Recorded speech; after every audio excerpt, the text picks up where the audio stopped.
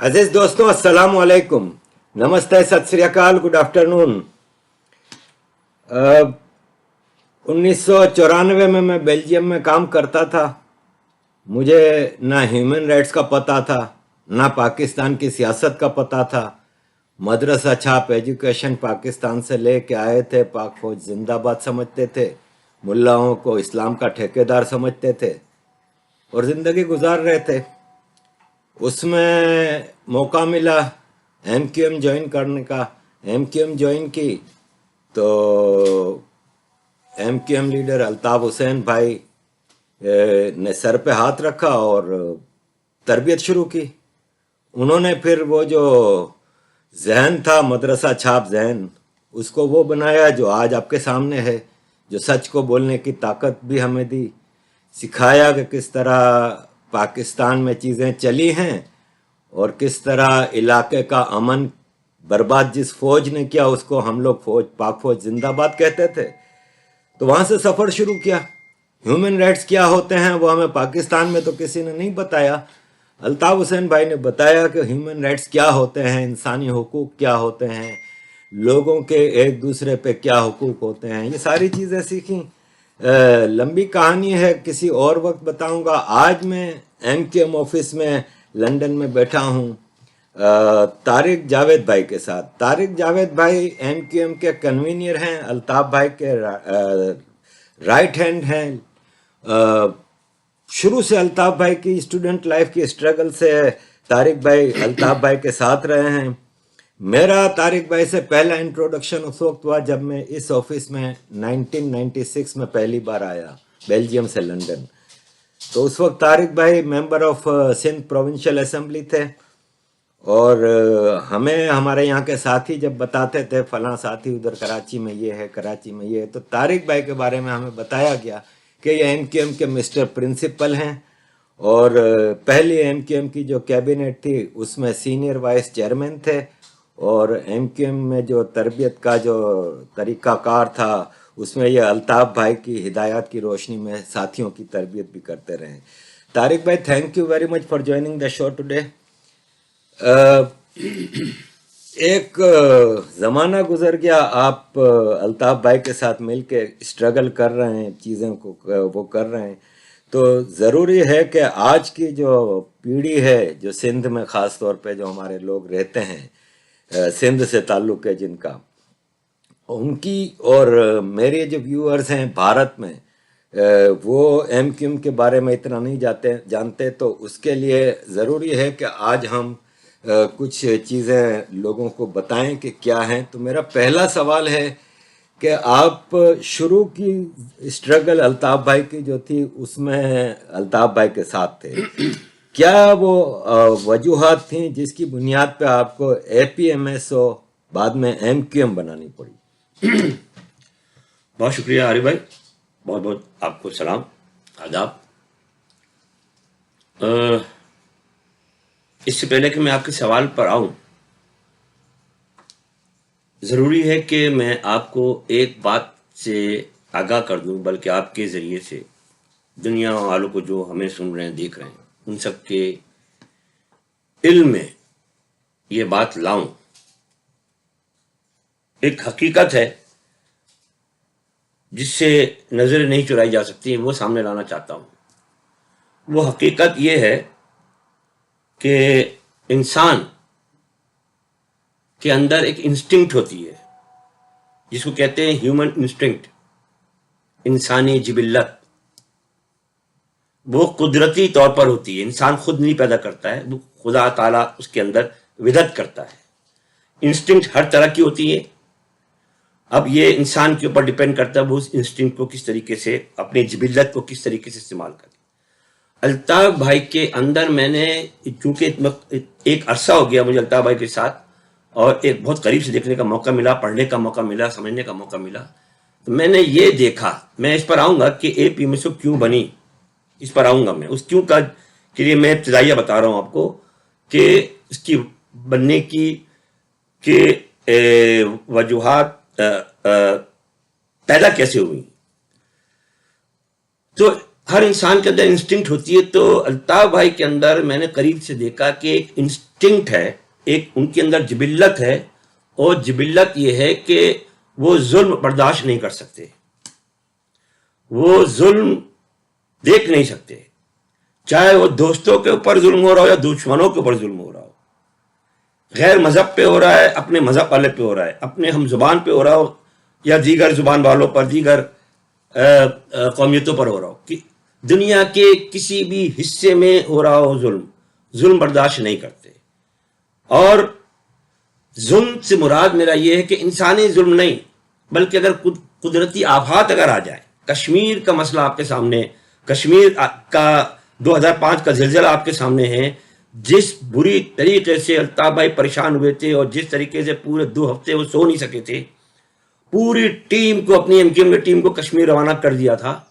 یہ کیا چیز تھی کہ قدرتی طور پر ظلم کا شکار ہو گئے تھے، لاکھوں کی تعداد میں لوگ دفن ہو گئے تھے، تو ایک انسانی ہمدردی کی جو جبلت ہے وہ ان کے اندر کوٹ کوٹ کے بھری ہوئی ہے. تو یہ جو ظلم کے خلاف بغاوت کرنا، یہ الطاف بھائی کی عادت میں شامل ہے، ان کی جبلت ہے، ان کی فطرت ہے، ان کے اندر کا انسان ہی ایسا ہے کہ ظلم برداشت نہیں کر سکتا. جب ایک انسان اللہ تعالیٰ نے ایسا پیدا کیا ہے کہ جو ظلم کو دیکھ نہیں سکتا، برداشت نہیں کر سکتا، تو پھر اللہ تعالیٰ اس کو ظلم کے خلاف کھڑے ہونے کی طاقت بھی دیتا ہے. یہ میں بات اس لیے کر رہا ہوں کہ الطاف بھائی کے اندر یہ جو جبلت باہر کیسے آئی، وہ ہم اور آپ ہیں، یہ معاشرہ ہے جس نے الطاف بھائی کو کس سوئی ہوئی چیزوں کو جگایا. جب الطاف بھائی انٹر میں تھے، انٹر کے زمانے میں آپ سمجھ سکتے ہیں کہ کیا عمر ہوگی نوجوانی کی، بلکہ نوجوانی بھی نہیں، نوجوانی پر قدم رکھنے کی عمر ہوتی ہے. وہ اس وقت وہ بلوچ ریجیمنٹ میں شامل ہوئے. 1971 کا زمانہ تھا، ایسٹ پاکستان میں جنگ چل رہی تھی. تو جب وہ بلوچ ریجیمنٹ میں شامل ہوئے اور ٹریننگ میں گئے اور ٹریننگ مکمل کی، اور جوش اور ولولے کے ساتھ انہوں نے پورا وہاں پر اپنا وقت گزارا، اور ان کی خواہش رہی کہ کسی طریقے سے جنگ چھڑ جائے انڈیا کے ساتھ، ویسٹرن بارڈر میں بھی، اور میں انڈیا کے سپاہیوں کی ایسی کی تیسی کر دوں، ان کو نیست و نابود کر دوں. یہ جوش اور ولولہ تھا، پاکستانیت بھری ہوئی تھی. لیکن وہاں پر ان کو ایک چوٹ ماری گئی. جو صوبیدار تھا، جو ان کو اس ٹیم کو دیکھتا تھا، ایک دفعہ انٹرویو کرتے وقت الطاف بھائی سے پوچھا اس نے کہ بھائی تمہارا تعلق کہاں سے ہے؟ بولا میں فلاں کالج کا اسٹوڈنٹ ہوں، وہاں سے آپ آیا ہوں ٹریننگ میں، آپ لے کر آئے، آپ کے یہاں جوائن کیا ہے. اور یہ حیدرآباد کی کینٹونمنٹ میں ٹریننگ ہوتی تھی، مہینوں ٹریننگ کی الطاف بھائی نے. بلوچ ریجیمنٹ سے تعلق تھا اس والے حصے کا، فوج کا. تو صوبیدار نے پوچھا آپ کہاں سے؟ فلاں کالج سے. نہیں، میں کالج کا نہیں پوچھا، بتایا آپ کا تعلق کہاں سے؟ بولا پاکستان سے، پاکستانی. بولے نہیں تو آپ کے والدین کا تعلق کہاں سے؟ بولے ہندوستان سے، ہندوستان سے ہجرت کر کے آئے تھے ہمارے والدین. اچھا تو تم ہندوستانی ہو، تم بھارتی ہو؟ بولا میں تو ہندوستانی نہیں ہوں، میرے والدین تھے یہاں پر ہجرت کر کے آئے تھے، میں تو پاکستانی ہوں، میں پاکستان میں پیدا ہوں. بات یہ ہے کہ وہ بچپن سے کچھ چیزیں دیکھتے چلے آ رہے تھے. جب اسکول کے زمانے سے جب اپنے والدین کے ساتھ باہر نکلتے تھے مارکیٹ جانے کے لیے، ادھر ادھر، بہت کم عمری تھی اس وقت، وہ دیکھتے تھے کچھ جھگڑے فساد چل رہے ہوتے تھے شہر میں، پٹھان مہاجر فساد، بلوچ سندھی، بلوچ پنجابی فساد، مختلف قومیتیں آپس میں لڑ رہی. تو سوچتے تھے، دماغ کے اندر گھستا رہتا تھا یہ کیوں ہو رہا ہے، کیسے ہو رہا ہے، یہ ظلم کیوں ہو رہا ہے، ایک دوسرے کو کیوں مار رہے ہیں. وہ آہستہ آہستہ پکتا گیا. اور جب صوبیدار نے یہ حرکت کی تو لوہا گرم تھا، لوہے پہ چوٹ پڑی. اب آپ کو پتہ ہے جب گرم لوہا ہو، چوٹ ماریں گے تو پھر اپنے حساب سے بنے گا، وہ جو خواہش ہوگی وہی شیپ بنے گی. خیر وہ وہاں سے ریجیمنٹ سے فارغ ہو کر آئے، اور اس وقت جب ریجیمنٹ سے فارغ ہو کر آئے، اس کے بعد انہوں نے اسلامیہ کالج میں کیا نام ہے ایڈمیشن لیا، اور وہاں سے بی ایس سی کیا. جب بی ایس سی کر کے فارغ ہوئے، اب آپ دیکھیے میں جبلت کی بات کر رہا ہوں، ابھی میں یہاں پر نہیں آیا ہوں کہ اے پی ایم ایس سی کیوں بنی ہو، کیسے بنی، اے پی ایم ایس کس نے بنائی اور کیوں بنائی، اس کے مزاج کی بات کر رہا ہوں میں. جب اسلامیہ کالج سے فارغ ہو کر کراچی یونیورسٹی میں آیا فارمیسی میں داخلہ لینے کے لیے، ایڈمیشن کے لیے، جب رابطہ کیا ان کے بیچ نے تو اتنا بڑا ظلم ہوا کہ جو ان کی جو بیچ نکلا، جب رزلٹ آیا بی ایس سی کا رزلٹ آیا، اچھے نمبروں سے انہوں نے پاس کیا اور فارمیسی میں داخلہ لینے کے لیے آئے، تب فارمیسی کے ایڈمیشن ختم ہو چکے تھے، کراچی یونیورسٹی کے ایڈمیشن ختم ہو چکے تھے. تو اگر ایڈمیشن کی تاریخ پہلے گزر گئی اور رزلٹ بعد میں آیا، اس میں الطاف حسین کا کیا قصور ہے بھائی؟ یا الطاف حسین کے اس بیچ کا کیا قصور ہے جو لوگ پاس ہو کر آئے؟ یہ تو انتظامیہ کا قصور ہوا کہ ان کا آپس میں کوئی کوارڈینیشن نہیں. تو یہ ایک بہت بڑا ظلم ہوا. ان کی الطاف حسین کے اندر کی وہ جبلت، ظلم کے خلاف آواز اٹھانے والی جبلت جو قدرت نے ان کو دی تھی، انہوں نے سوچا کہ یہ تو بہت بڑا ظلم ہے، صرف میرے ساتھ نہیں ہے، بہت سے لوگوں کے ساتھ ظلم ہو گیا، یہ تو سب کی تعلیمی کیریئر تباہ ہو جائے گا. تو وہاں سے ان کا عملی کردار شروع ہوتا ہے. جو چوٹ اس صوبیدار نے ماری تھی گرم لوہے پہ، وہ مزید بھاری چوٹ پڑی اس عمل سے.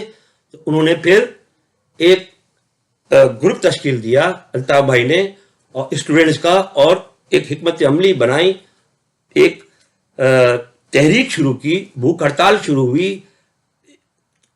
مطلب اجتماع، انہوں نے جلد سے جلوس کیے اور احتجاج بھرپور طریقے سے کیا.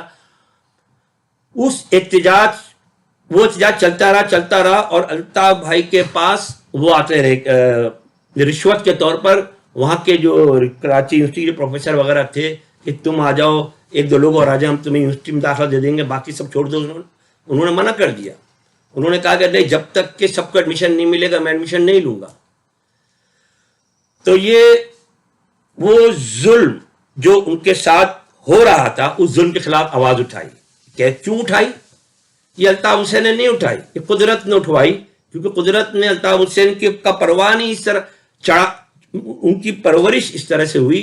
قدرت نے ان کے اندر اس طریقے کی چیزیں ڈالی کہ وہ ظلم برداشت نہیں کر سکتے تھے اور ظلم کے خلاف آواز اٹھانا اپنا فرض سمجھتے تھے.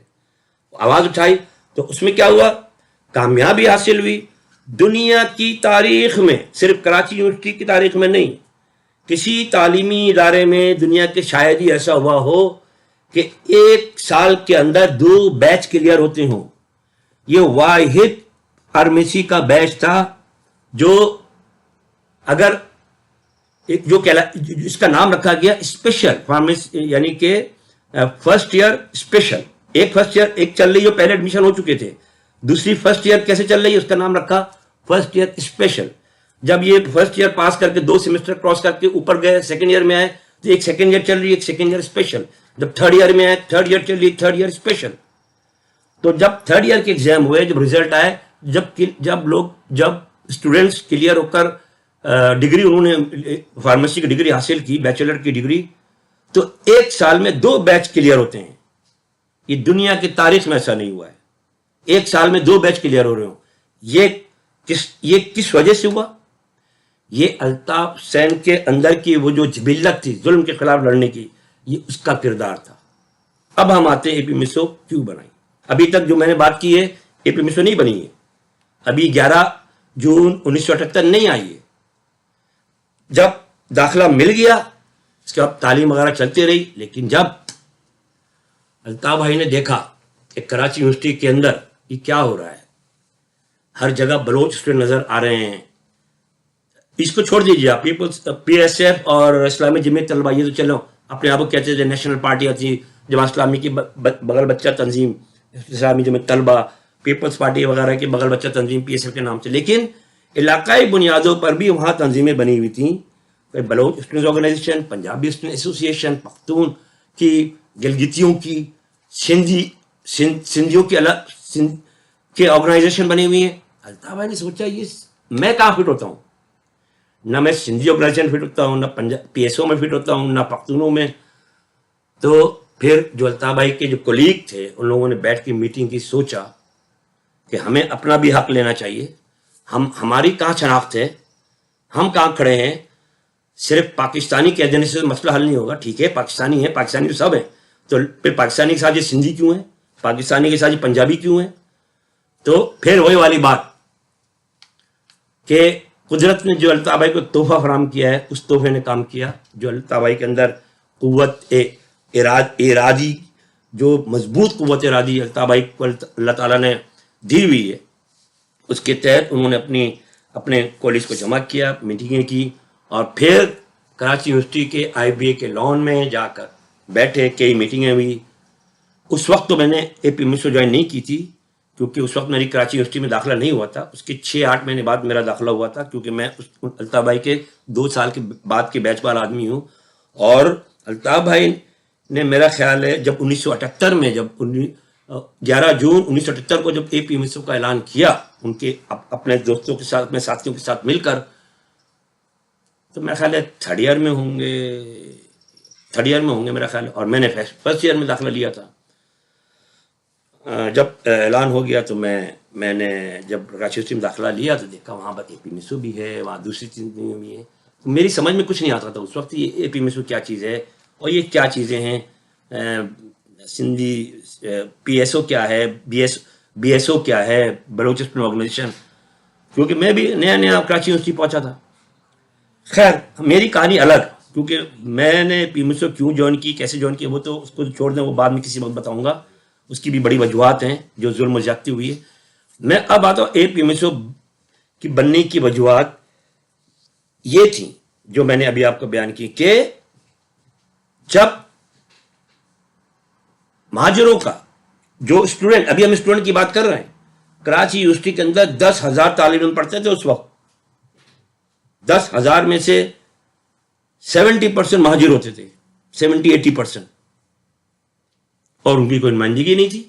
پنجابیوں کی نمائندگی ہے، سندھیوں کی ہے، تو یہ مہاجر کہاں پر پھنسے ہوئے ہوتے تھے؟ اسلامی جمعیت طلبہ میں. اور جو ذرا اس ذہن کے تھے، جو جس کو کہتے ہیں سوشلسٹ ٹائپ کے، انہوں نے PSF وغیرہ جوائن کی ہوئی تھی. اپنا کچھ نہیں تھا، کرائے پہ چل رہے تھے مہاجر، اپنا کندھا دوسروں کو دیا ہوا تھا.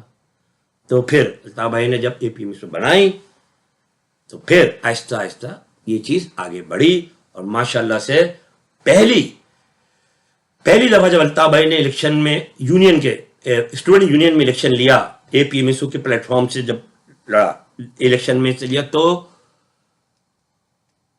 ہمیں، یعنی کہ اس وقت میں بھی شامل ہو چکا تھا، اس وقت تک ہمیں 70 ووٹ ملے ٹوٹل اسٹوڈنٹ. میں نے آپ کو بتا دیا 10,000 اسٹوڈنٹ ہوا کرتے تھے، 10,000 اسٹوڈنٹ میں سے 70 ووٹ APMSO کو ملے. کتنی شرمندگی کی بات. لیکن یہ بات کر رہا ہوں میں 79 کی. یس 78 میں تو APMSO بنی، 79 کی بات کر رہا ہوں. جب 80 میں یونین کے دوبارہ جب الیکشن ہوئے تو جو میں نے 70 ووٹ بتایا آپ کو، نہیں غلط بتایا میں نے، 90 ووٹ ملے. 90 ووٹ ملے، یاد آ گیا مجھے. جو ہمارے کینڈیڈیٹ کو ملے تھے 90 ووٹ ملے تھے، پریزیڈنٹ کو. تو جب سیکنڈ ٹائم ہم نے اگلے سال جب الیکشن میں حصہ لیا یونین کے الیکشن میں الطاف بھائی نے، تو وہ 90 ووٹ بن گئے 900 ووٹ ایک ہی سال کے اندر. الطاف بھائی کی محنت رنگ لائی اور وہ 900 ووٹ بن گئے. 900. حالانکہ ہم، اور اس میں آپ کو بتا دوں ایک ہمارا FR جیتا تھا، فیکلٹی ریپرزینٹیٹیو، KCR جیتے تھے. پہلے والے الیکشن میں تو کوئی بھی نہیں جیتا تھا، لیکن سیکنڈ الیکشن میں ہمیں چھوٹی چھوٹی پوسٹیں مل گئی تھیں. اب ان کے کان کھڑے ہوئے اسلامی جمعیت طلبہ کے اور دیگر سوشلسٹ کے، PSF کے، اس کے انہوں نے سازشیں کی کہ ان کو کس طریقے سے روکنا ہے. تو پھر انہوں نے مسجد زرار میں بیٹھ کر پلاننگ کی. مسجد زرار سمجھتے ہیں آپ؟ جی. کراچی یونیورسٹی میں ایک مسجد ہوا کرتی تھی جہاں پر اسلامی جمعیت طلبہ کا اسلحہ کا ذخیرہ تھا. اس کا نام ہم لوگوں نے رکھا تھا مسجد زرار. اور مسجد زرار کے لیے حضور اکرم صلی اللہ علیہ وسلم کا حکم ہے کہ اس کو ڈھا دیا جائے. یہ بھی الگ ٹاپک ہے. تو کہنے کا مقصد یہ کہ جب دوسری دفعہ الیکشن میں جب یہ صورتحال دیکھی کہ تیزی سے بڑھ رہے ہیں APMSO والے الطاف حسین کی قیادت میں، تو جب پلاننگ انہوں نے کی تو تیسرا الیکشن آنے نہیں دیا انہوں نے. کیونکہ وہ جب 90 سے 900 ہو سکتے ہیں تو 900 سے 9,000 بھی ہو سکتے ہیں. پھر پوری کی پوری باڈی جو صدر، general secretary, joint secretary, national charge secretary, پوری جو کیبنٹ ہوتی وہ APMSO کی ہوتی. کراچی یونیورسٹی کے اندر جو مسائل حل کرتی طلبہ و طالبات کی، لیکن ہمیں روکا گیا. اس دوران میں بتا دوں کہ اس میں جب بھی نیا سال شروع ہوتا تھا ایڈمیشن کمپین چلا کرتی تھی، اور یہ ایک کالجز میں بھی چلتی تھی، یونیورسٹی میں بھی چلتی تھی. تو کراچی یونیورسٹی میں جب پہلی دفعہ الیکشن ایڈمیشن کمپین چلی، ہم لوگوں نے ماشاءاللہ سے بڑا اچھا خوبصورتی سے اسٹال لگایا. تو جب نئے اسٹوڈنٹ بسوں سے اتر کے آتے تھے، جن کو سب سے خوبصورت اسٹال جو نظر آتا تھا وہ پی میسو کا نظر آتا تھا. اور اس میں اللہ تعالیٰ نے کشش بھی رکھی ہوئی تھی. قدرتی طور پر بھی جو آ رہے تھے وہ ظاہر سی بات ہے 90% مہاجر ہی تھے جو ایڈمیشن لینے آ رہے تھے. تو انہوں نے لفظ مہاجر دیکھا، یہ کیا مہاجر ہے، ان لوگوں کو بھی کچھ پتہ نہیں تھا، لیکن قدرت ان کو راستہ دکھا رہی تھی. وہ ہمارے اسٹال پہ آتے تھے، انہوں نے برداشت کیا. 80 میں 79 میں ایڈمیشن کمپین چلی، وہ برداشت کر لیا. 80 میں چلی، وہ برداشت کر لیا. 80 میں تو یہ حال تھا کہ دیکھنے والی بات تھی. جہاں دیکھو رش ہی رش اے پی میسو کے اسٹال میں. 81 کی اب میں آتا ہوں تیسرے سال پہ، جس میں نے آپ سے کہا کہ الیکشن میں بھی حصہ ہمیں نہیں لینے دیا گیا.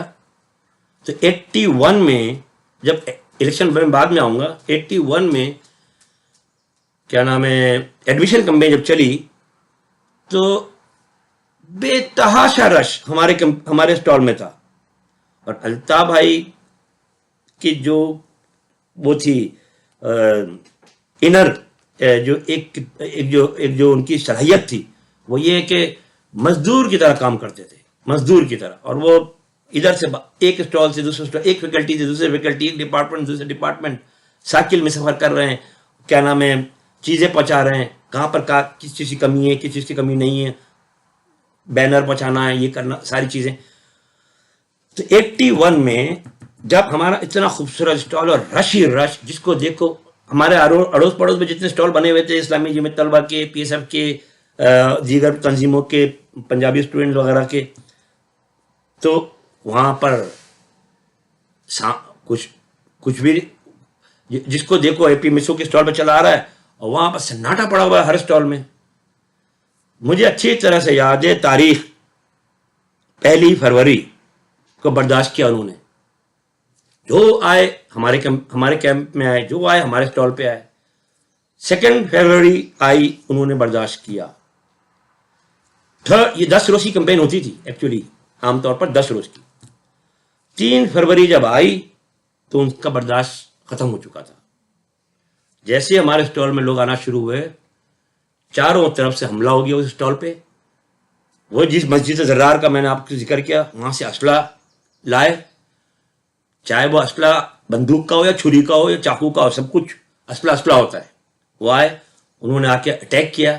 ہماری خواتین بیچاری اسٹوڈنٹس جو ہماری پی میسو میں جو شامل تھیں، ان لوگوں پر حملہ کیا، ان کے دوپٹے کھینچے گئے، ہمارے ساتھیوں کو زخمی کیا گیا.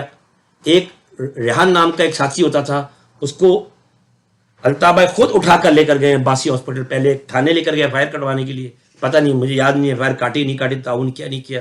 اس کے بعد باسی ہاسپٹل لے گئے کیونکہ خون بھی تاچا بہہ رہا تھا، اس کا علاج کے لیے لے گئے. الطاف بھائی خود اٹھا کے لے گئے. اس میں الطاف بھائی کے خود ہاتھ زخمی ہوا. جب وہ اسلامی جمعیت طلبہ کے غنڈے جب پیچھے سے آئے، حملہ کیا انہوں نے، اور الطاف بھائی ریحان کو بچانے کے لیے آگے بڑھے تو ان کا خود ہاتھ زخمی ہوا، لیکن انہوں نے پرواہ نہیں کی.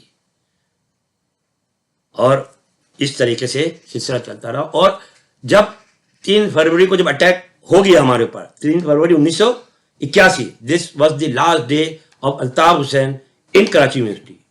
اس کے بعد پہ الطاف بھائی کو کراچی یونیورسٹی میں داخل نہیں ہونے دیا گیا. اے پی میسو کو وہاں پر کام نہیں کرنے دیا گیا. کیوں؟ آپ یاد رکھیے وہ زمانہ تھا ضیاء الحق کا، اور اسلامی جمعیت طلبہ اور جماعت اسلامی یہ سب ضیاء الحق کے گود میں تھے. ضیاء الحق کی پوری آشیرواد تھی ان کے ساتھ. اس طریقے سے ہمیں ہمارے کام کو روکنے کی کوشش کی، ہمیں غنڈہ گردی کے ذریعے ہمیں وہاں سے نکال دیا گیا. ہم نکل گئے. اے پی میسو کی بننے کی کچھ وجہ آپ کے سمجھ میں آ گئی ہوگی، لوگوں کے علم میں آ گیا ہوگا. ہم آہستہ آہستہ آتے ہیں اس طرف کہ ایم کیو ایم کیسے پھر وجود میں آ گئی. جب اے پی ایم ایس او کو جب کام نہیں کرنے دیا گیا کراچی یونیورسٹی میں، اور تمام تعلیمی اداروں سے ہمیں نکال دیا گیا غنڈہ گردی کے زور پر، बीच में और बहुत सारी बातें हैं जो मैं कट शॉर्ट करके आगे बढ़ रहा हूँ क्योंकि मुझे एमक्यूएम तक आना है. बहुत सी चीजें इसके अंदर वाकयात हैं जो बहुत अहम किस्म की हैं, लेकिन किसी और बात आपको मैं बताऊंगा इंटरव्यू अगर आप करेंगे तो.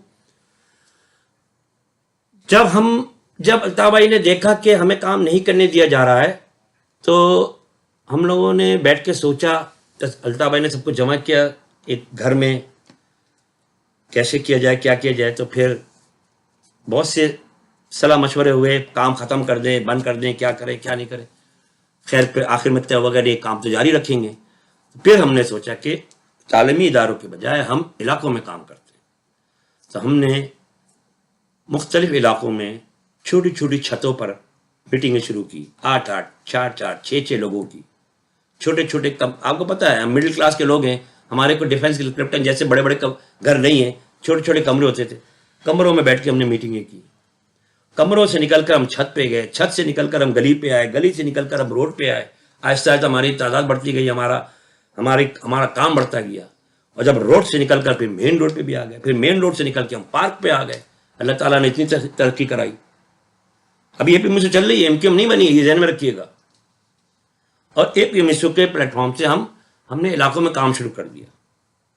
अल्ताफ भाई ने सबको फैला दिया. लांडी, कोरंगी, न्यू कराची, औरंगी टाउन, हर कस्बा, हर जगह, नाजमाबाद. माशाल्लाह से हमारे यूनिट मजबूत होते रहे एपीएमएसओ के नाम पर, ऑल पाकिस्तान मुहाजिर स्टूडेंट्स ऑर्गेनाइजेशन के नाम पर. स्टूडेंट का लफ्ज है इसके अंदर. उसके बाद जब हमारा काम बढ़ा और लोग इस दौरान मुख्तलिफ तालीमी इदारों में जो पढ़ते थे, क्योंकि तालीमी इदारों में तो हम काम नहीं कर सकते थे, लेकिन तालीम तो जारी थी खामोशी से, छुपते छुपाते. तो तालीम से जैसे जैसे फारिग होते गए तो हमने सोचा ये फारिग होकर जब अपने घरों में बैठ जाएंगे, हमारे राब्ते टूट जाएंगे सारी. अब देखिए अल्ताफ भाई की हिकमत देखें आप, क्या सोच रहे हो. अल्ताफ भाई की उम्र का भी जरा ध्यान रखिएगा, उस वक्त उम्र क्या होगी और क्या क्या सोच रहे हैं, जैसे कोई 70-80 साल का आदमी सोचता है. उस अल्ताफ भाई की उम्र क्या होगी, 26, 27, 28, ज़्यादा. जब यूनिवर्सिटी से फारिग हुए 29-30, नौजवानी का आलम, खेल कूद करने वाला ज़माना. लेकिन नहीं, उनके जहन में क्या आ रहा है कि कौम को किस तरीके से बेदार करना है, कौम को किस तरीके से मजबूत करना है. क्योंकि कौम की पिटाई तो अपनी आंखों से देख चुके थे, किस तरीके से पिटती थी वो टैक्सियों के अंदर, बसों के अंदर. एक पठान मारता था, 25 माजिर खड़े हुए मुंह तकते थे और किसी हिम्मत नहीं होती थी बचाने की. खैर ये भी डिफरेंट चीज आ जाएगी फिर. तो अब हम इलाकों में जब काम करते रहे तो उसके बाद फिर अल्ताफ भाई ने सोचा कि अब हमें अवामी लेवल पर कुछ करना चाहिए. तो अल्ताफ भाई ने फैसला किया मुहाजिर कौमी मूवमेंट बनाने का.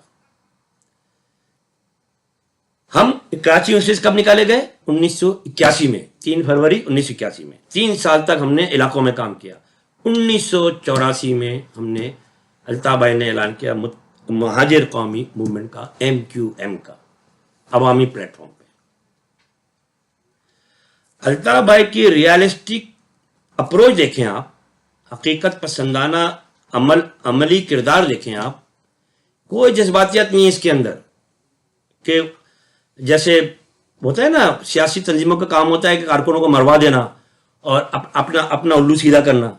ऐसी कोई चीज़ नहीं थी. अल्ताफ भाई ने क्या किया, MQM का ऐलान किया और अभी भी एपीएमएसयू के स्टाइल में ही हम काम कर रहे हैं इलाकों के अंदर, खामोशी से, मुख्तलिफ इलाकों के अंदर.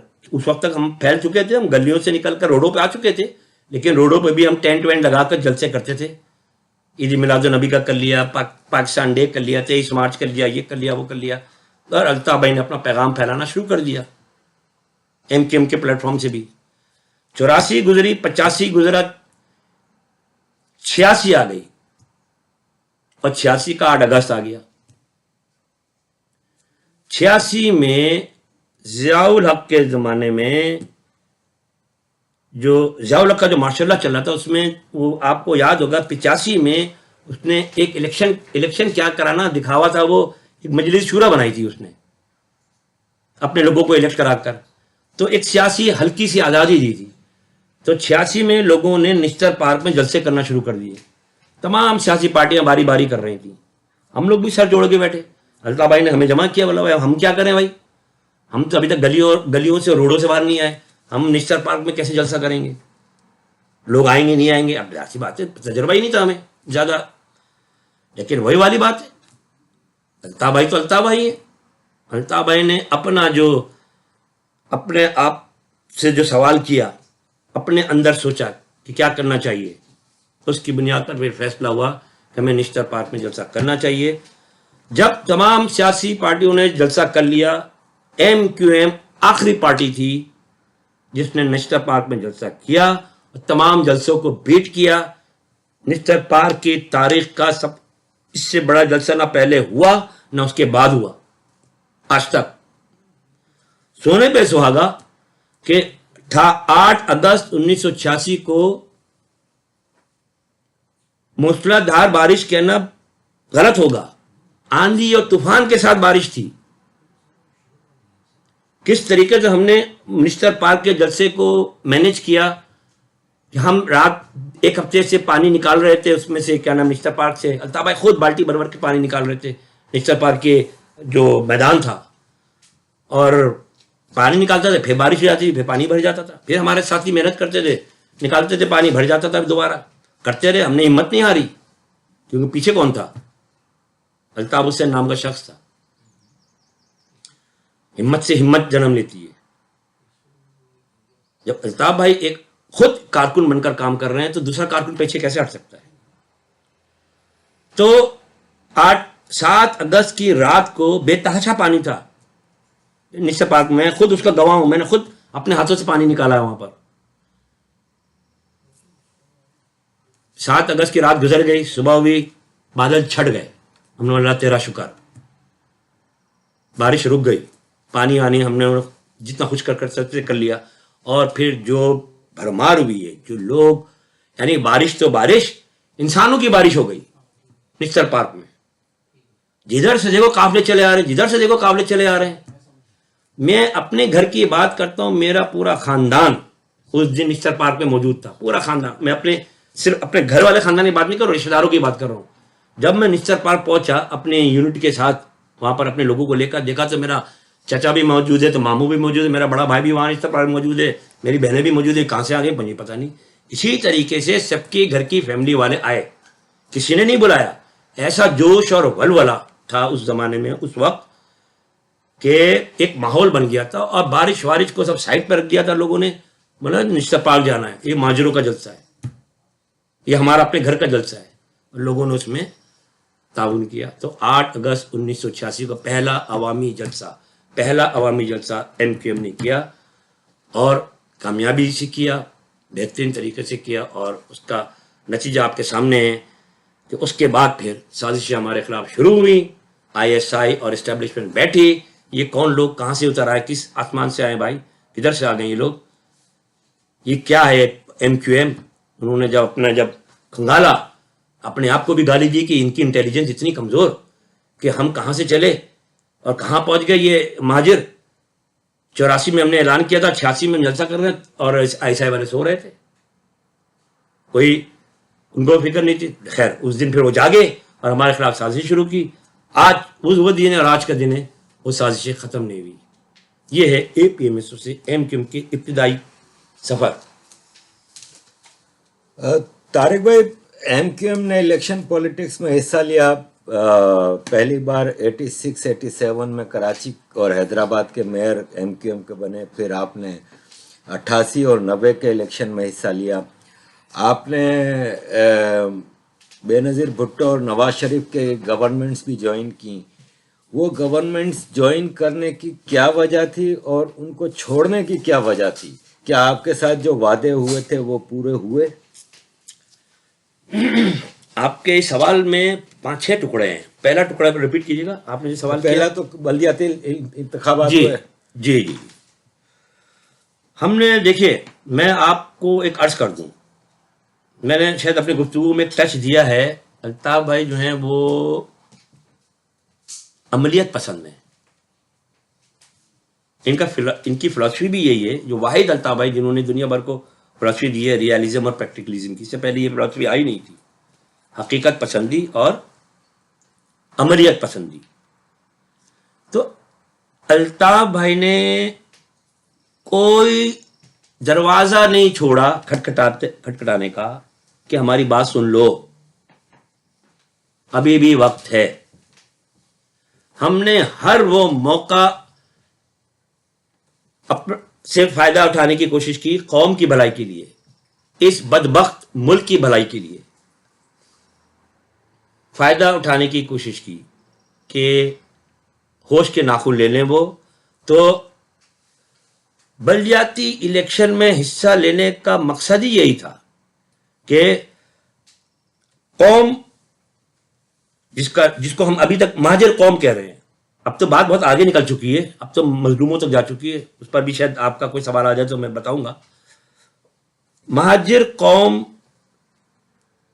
جب 86 میں متحد ہو چکی تب دیکھ لیا تو پھر اور اتفاق سے اس کے بعد بلدیاتی الیکشن کا جب اعلان ہوا، اس وقت ہم گمگو کی کیفیت میں تھے. مطلب ہمیں نہیں پتا، کیونکہ ہم لوگ بھی سب نوجوان تھے، پہلا تجربہ تھا. تجربہ کیا تھا؟ تجربہ ہی نہیں تھا. اور یہ ذہن میں رہے کہ ہم 87 کا جو بلدیاتی الیکشن ہوا تھا اس وقت ہمارے اوپر کریک ڈاؤن شروع ہو چکا تھا، کیونکہ 86 گزر چکا تھا. ذہن میں رکھیے گا، 86 میں جب ہم نے نشتر پارک میں جلسہ کیا، سازشیں شروع ہو گئی ہمارے خلاف، پکڑ دکڑ شروع ہو گئی، الطاف بھائی گرفتار بھی ہوئے، ساتھیوں کے گھروں پہ چھاپے پڑنا شروع ہو گئے. اس وقت ہم لوگ پرپوز تھے. جب 87 کا بلدیاتی الیکشن ہو رہا تھا سب پرپوز تھے، جو مرکزی کابینہ تھی. گراؤنڈ میں جو لوگ تھے، جو اننون لوگ تھے، وہ کیمپین چلا رہے تھے. ہمیں یہ بھی نہیں پتا تھا کون سا آدمی کہاں سے کونسلر کا الیکشن لڑ رہا ہے، کیونکہ ہمیں ملنے کی آپس میں اجازت ہی نہیں تھی. ملاقات کرتے تو پکڑے جاتے، تو ہم چھپتے پھر رہے تھے اور بلدیاتی الیکشن لڑ رہے تھے، اور تھے بھی نئے. یعنی کہ وہی والی بات ہے کہ ہم تجربہ بھی نہیں ہے اور آفتیں بھی اتنی بڑی اس کو بھی فیس کرنا ہے، کیا فیس. تو بلدیاتی الیکشن ماشاءاللہ سے ہم نے حصہ لیا، اور آپ کو معلوم ہوگا، پوری دنیا کو معلوم ہے یہ کہ 87 کا بلدیاتی الیکشن اس بھرپور طریقے سے مہاجروں نے جیتا. مہاجروں نے، میں صاف اور سیدھی بات بولوں گا، الطاف بھائی کی قیادت میں مہاجروں نے اس بھاری تعداد میں اس میں جیت حاصل کی کہ کراچی اور حیدرآباد کا میئر اور ڈپٹی میئر ان الیکٹڈ آیا. یہ بھی پاکستان کا پہلا اور آخری واقعہ ہے. یہ انپوز بلا مقابلہ کراچی اور حیدرآباد میں دونوں جگہ میئر اور ڈپٹی میئر دونوں پوسٹوں میں. کیوں؟ کیونکہ ہماری تعداد، ہماری سیٹیں اتنی آ گئی تھی کہ ہمارے سامنے کوئی میئر کے پوسٹ کے لیے مقابلہ کرنے کے لیے تیار ہی نہیں تھا، نہ کراچی میں نہ حیدرآباد میں. آپ کا اس میں سوال یہ تھا کہ آپ نے بلدیاتی الیکشن میں حصہ کیوں لیا؟ بھائی اسی لیے لیا نا کہ ہم ملک کی فلاح و بہبود کے لیے کوئی اپنا کردار ادا کرنا چاہتے تھے. تعلیم سے تو فارغ ہو چکے تھے، اسٹوڈنٹ سے اب نکل کر اب ہم عملی میدان میں آ چکے تھے، ایم کیو ایم کے نام پر، مہاجر قومی موومنٹ کے نام پر. ہم اپنا ملک کی بھلائی کے لیے، ترقی کے لیے کردار ادا کرنا چاہتے تھے، اور وہ ہم نے کردار ادا کیا. آپ کو پتا ہے کہ جب کراچی کا میئر، اب تو خیر وقتدار ہو گیا ہے، جب اس وقت الطاف بھائی کا نمائندہ تھا، وہ الطاف بھائی نے میئر بنایا تھا. کراچی کا پہلا اوور ہیڈ برج ایم کیو ایم نے بنایا، جو پیٹرول پمپ ناز آباد میں بنا، پہلا اوور ہیڈ برج پورے کراچی میں. اس کے بعد تو انڈر گراؤنڈ اوور ہیڈ بنتے رہے بہت، پہلا ایم کیو ایم نے بنایا. اور اس کے ساتھ ساتھ نئی کراچی جو ٹوٹ پھوٹ کا شکار تھا وہاں، یعنی کہ آپ اگر نارتھ ناز آباد سے نکلیں اور آگے کی طرف جائیں، بفر زون کراس کر کے، ناگن چورنگ کراس کر کے، تو آپ کو یوں سمجھیں گے آپ کے کوئی کسی جنگل میں گھس گئے، یا کسی دیہات میں گھس گئے، یا کسی ریگستان میں چلے گئے. سڑکیں ہی نہیں تھیں، جو بھی تھیں وہ ٹوٹ پھوٹ کا شکار تھیں. اس ایم کیو ایم کے زمانے میں ایسی چوڑی سڑکیں نیو کراچی میں بنائی گئیں کہ دنیا دنگ رہ گئی. کیا نارتھ آباد کی سڑکیں ہوں گی، اور کیا طارق روڈ کی سڑکیں ہوں گی، کیا آپ کی سپر ہائی وے ہوگا، سپر ہائی وے سے بھی ڈبل سڑکیں چوڑان میں. खूबसूरत एरिया बना दिया न्यू कराची, जो न्यू कराची जिसको लोग डाउन ट्रोडन लोगों का एरिया समझते थे कि कोई मोची टाइप के लोग या मजदूर टाइप के लोग वहाँ रहते थे, ऐसा उनको हमने इस तरीके से शान और शौकत वाला एरिया दे दिया। किसने दिया? एमक्यूम ने दिया, उन लोगों ने दिया, उनकी बल्दियाती नुमाइंदों ने दिया जो गैर तजुर्बेकार थे, नए नए थे, काम करने की उनके अंदर जज्बा था, शिद्दत थी। वो किसने पैदा किया था? वो अल्ताफ हुसैन ने पैदा किया था अपने अमल से। अल्ताफ हुसैन के अंदर शिद्दत थी काम करने की, तो उनके साथियों में आई। तो हमने बलजाती इंतखाबात में न से हिस्सा लिया, उसको साबित किया कि हमने सही हिस्सा लिया, हमने कराची को चमका दिया, हैदराबाद में तरक्याती काम शुरू हो गए। इसी तरीके जहाँ जहाँ हमारे लोग इलेक्ट हुए, मीरपुर खास में जो भी थोड़ी बहुत इलेक्शन में हम जीत हासिल की, जितने भी हमारे पास पावर आया हमने उस पर किरदार अदा किया और माशाल्लाह से एक अच्छा वक्त गुजरा। तो ये 87, 88, उसके बाद फिर जिगर इंतखाबात आते हैं। आपने बल्दियाती इंतखाबात का पूछा था, मैंने वहां तक बता दिया आपको। फिर आपने पूछा कि बेनज़ीर की हुकूमत का भी आपने जिक्र किया और नवाज शरीफ की हुकूमत का भी। तो इसी के तसलसल में मैं आपको बात कह दूं कि जब 88 के इलेक्शन होते हैं तो फिर हम कराची में भारी तादाद से जीतते हैं, हमारे MNAs MPs। 13 सीटें होती थी कराची में, 13 में से 11 हमारे पास आई थी। 11 आई थी, 88 में 11 आई थी, 90 में 12 आई थी। हाँ, 88 में 11 आई थी, पहले इलेक्शन की बात कर रहा हूं। इसका मतलब कराची किसका है साबित हो गया। हैदराबाद में 2 सीटें होती थी, हैदराबाद शहर की बात कर रहा हूं, हैदराबाद डिस्ट्रिक्ट की बात नहीं कर रहा। दोनों की दोनों MQM के पास आ गई और अब आज तक ऐसा ही है, वो 2 सीटें कोई हमसे छीन नहीं सकता। यानी इतनी बुरे हालात में भी अगर आज अभी अल्ताफ भाई किसी खंबे को वहां खड़ा कर दे हैदराबाद में, खासतौर पर दोनों सीटें वो खंबा ले जाएगा अल्ताफ हुसैन का। तो 88 में हमने नेशनल पॉलिटिक्स में कदम रखा बलजाती से निकलकर। अब आप देखिए तरक्की कर रहे हैं। AP मिसर से हमने माजिर कौमी मूवमेंट बनाई, इन्हीं की करतूत की वजह से। हमें अगर धक्के नहीं मिलते, हमें अगर चोट नहीं पहुंचाई जाती, हमें हमारी गुंडागर्दी नहीं होती, तो हम शायद AP मिसर में ही घूमते फिरते रहते, तालीम इदारों से फारिग होते और अपने अपने घर को चले जाते। कोई नौकरी कर रहा होता, कोई बिजनेस कर रहा होता, अपने अपने जिंदगी में मस्त हो जाते। शायद MQM भी ना बनती। ये MQM भी जमात इस्लामी ने बनवाई है, यूं समझ लें आप, क्योंकि उन्होंने हमें फोर्स किया कि तुमको हम काम नहीं करने देंगे। और हमने आपको बता दिया, अल्ताफ भाई की जिबिल्लत शुरू में मैंने बता दी। ये एक तो मुखालिफ की जो गुंडागर्दी है वो बर्दाश्त नहीं कर सकते और जुल्म बर्दाश्त नहीं कर सकते। तो बड़े तुम हमें काम नहीं करने दोगे, लो ये लो, अब MQM लो, MQM बन गई, तब लो ये लो, बलजाती इलेक्शन में मेयर डिप्टी मेयर लो अनपूर, ये हो गया। तो अब आप आ जाओ नेशनल पॉलिटिक्स में। पूरा कराची हमने कब्जा कर लिया इलेक्शन के जरिए, पूरा हैदराबाद कब्जा कर लिया इलेक्शन के जरिए। तो फिर हमारे साथ उन लोगों को बैठना पड़ा, क्योंकि कोई भी हुकूमत अल्ताफ भाई के पैर चाटे बगैर बनी नहीं सकती थी। अल्ताफ भाई के घर, जिसको अपना सियासी काबा कहते हैं, उसका तवाफ किए बगैर कोई अपनी हुकूमत बना ही नहीं सकता था। सब ने वहां का तवाफ शुरू कर दिया। बेनज़ीर ने भी तवाफ किया और बेनज़ीर के साथ जरदारी ने भी तवाफ किया। उस जमाने में खुशामदे की, हमारे साथ हुकूमत बनाए। चलो भाई, सिंध की तरक्की के लिए, सिंध की खुशहाली के लिए हम ये भी करने को तैयार हैं। हमने फिर पीपल्स पार्टी के साथ मिलकर हुकूमत बनाई, लेकिन वो हुकूमत चली नहीं, क्योंकि उनके अंदर बैर था, एंटी महाजिर सोच थी। क्योंकि पीपल्स पार्टी आपको मालूम है, वो भले उसके अंदर कुछ गिने चुने महाजिर है, लेकिन है तो सिंधियों की पार्टी। तो एंटी महाजिर सोच रखने वाली पार्टी है वो। तो वो ज़्यादा अरसे वो चली नहीं, वो निकाह टूट गया और क्या नाम है, हमें फिर अपोजिशन में जाना पड़ा।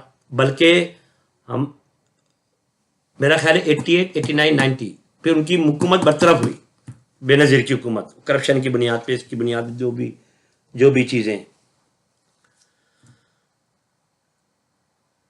फिर 90 का ज़माना आता है। 90 में भी हम भरपूर तरीके से हिस्सा लेते हैं इलेक्शन के अंदर। आपके सवाल में लफ्ज़ क्यों था, ऐसा हम क्यों कर रहे हैं? बलजाती इलेक्शन में भी हिस्सा ले रहे हैं और क्या नाम है, ये नेशनल पॉलिटिक्स में भी हम घुस रहे हैं, क्यों कर रहे हैं ऐसा? क्यों का जवाब इसी के अंदर है कि रियलिस्टिक अप्रोच अल्ताफ भाई की थी। मुल्क को तरक्की देना है, गरीबों को ऊपर लाना है, 88 میں جب پہلی دفعہ ہمارے لوگ جیت کر آئے, جب نیشنل اسمبلی میں پہنچے پاجامہ کرتا پہن کر وائٹ کلر کا, تو لوگ وہاں پر جو وڈیرے اور جاگیردار خوانین بیٹھے ہوئے تھے انہوں حیرت سے دیکھنے لگے کہ آسمان سے جن تو نہیں اتر کے آ گئے, یہ 11 افراد کہاں سے آ رہے ہیں ایک ہی جیسے جوڑے میں اور وائٹ وائٹ, ایسا لگتا ہے آسمان سے فرشتے آ رہے ہیں. تو ان غریبوں کو جو جن کے پاس چپل نہیں تھی پہننے کی, ٹوٹی چپل پہ گھومتے تھے, وہ اسمبلی کے سیٹ پہ جا کے بیٹھ گئے ان وڈیروں خوانین کے ساتھ, ان کے برابر میں. یہ ہے الطاف بھائی کی پالیٹکس. الطاف بھائی کے اندر کی جو ایک آگ ہے اس نے یہ کرشمہ دکھایا. 88 جب گزرتا ہے تو 90 میں ہم آتے ہیں, تو 90 میں بھی یہی صورتحال تھی. جب نواز شریف کی حکومت آتی ہے انہوں نے بھی طواف کرنا شروع کیا 90 کا. الطاف بھائی خوش آمدید کی, چلو بھائی آپ کے ساتھ بھی ہم کر لیتے ہیں, ٹیسٹ کیس کے طور پر آپ سے بھی ہم مل لیتے ہیں. کیونکہ وہی والی بات ہے, میں نے کہا نا کہ ریئلسٹک اپروچ کے طور پر الطاف بھائی کام کرتے تھے, کوئی جذباتی نہیں, کوئی مال بنانے کے چکر میں نہیں. کوئی بھی دروازہ ہم خالی چھوڑنا نہیں چاہتے تھے کہ بعد میں کہہ سکے تم ہم سے اب تو اپروچ کرتے, ہم سے تو آ کے ملتے, ہم سے تو بات کرتے. اب کوئی بھی یہ نہیں کہہ سکتا کہ ہم سے بات نہیں کی. عملی طور پر ہم نے آپ کا ساتھ دیا اور آپ نے ہمارے ساتھ دھوکہ کیا. نواز شریف نے بھی دھوکہ کیا. 90 میں ہمارے ساتھ الائنس کیا, اگر وہ ہمارے ساتھ الائنس نہیں کرتا وہ ٹھیک ہے, اس کی وہ تھی اکثریت تھی, شاید حکومت بنا بھی لیتا, لیکن ہمارے بغیر بہت مشکل تھا. میں بات کر رہا ہوں 90 کی بات کر رہا ہوں, 97 کی بات نہیں کر رہا میں. لیکن سندھ میں حکومت نہیں بنا سکتا تھا, سوال ہی نہیں پیدا ہوتا. خیر, تو انہوں نے بھی ہمارے ساتھ دھوکہ کیا, مسلم لیگ والوں نے بھی, وہ دھوکہ ہم نے کھایا. اس سے پہلے پیپل پارٹی والوں نے ہمارے ساتھ دھوکہ کیا, وہ ہم نے دھوکہ کھایا. پھر آتا ہے 97, پھر آتا ہے 92 میں اسی نواز شریف کی دور حکومت میں ہمارے خلاف آپریشن شروع ہوتا ہے. ہم منسٹر ہیں, اس وقت میں خود بذات خود لوکل باڈیز کا منسٹر تھا. ہم حکومت میں نہیں ہیں, ہم حکومت ہیں. میں اس وقت کہتا تھا کہ جب کوئی کسی ایس پی سے کسی ڈی ایس پی سے بات ہوتی تھی, کوئی مسئلہ پیدا ہوتا تو وہ آتا تھا, سر ہمارے ساتھ تعاون کریں, ذرا یہ مسئلہ حل کرا دیں. تو ہم بولتے تھے تعاون کیا, یہ تم جملہ کیا کہہ رہے ہو تعاون کریں؟ او بھائی تم تعاون کرو, اس مسئلے کو حل کرو. حکومت ہم ہیں, حکومت تم نہیں ہو. تم ہم سے تعاون مت مانگو, کیونکہ ہم تو حکومت ہیں آلریڈی. ہاں, we are not a part of government, we are the government. یہ میں ان کو کہتا تھا.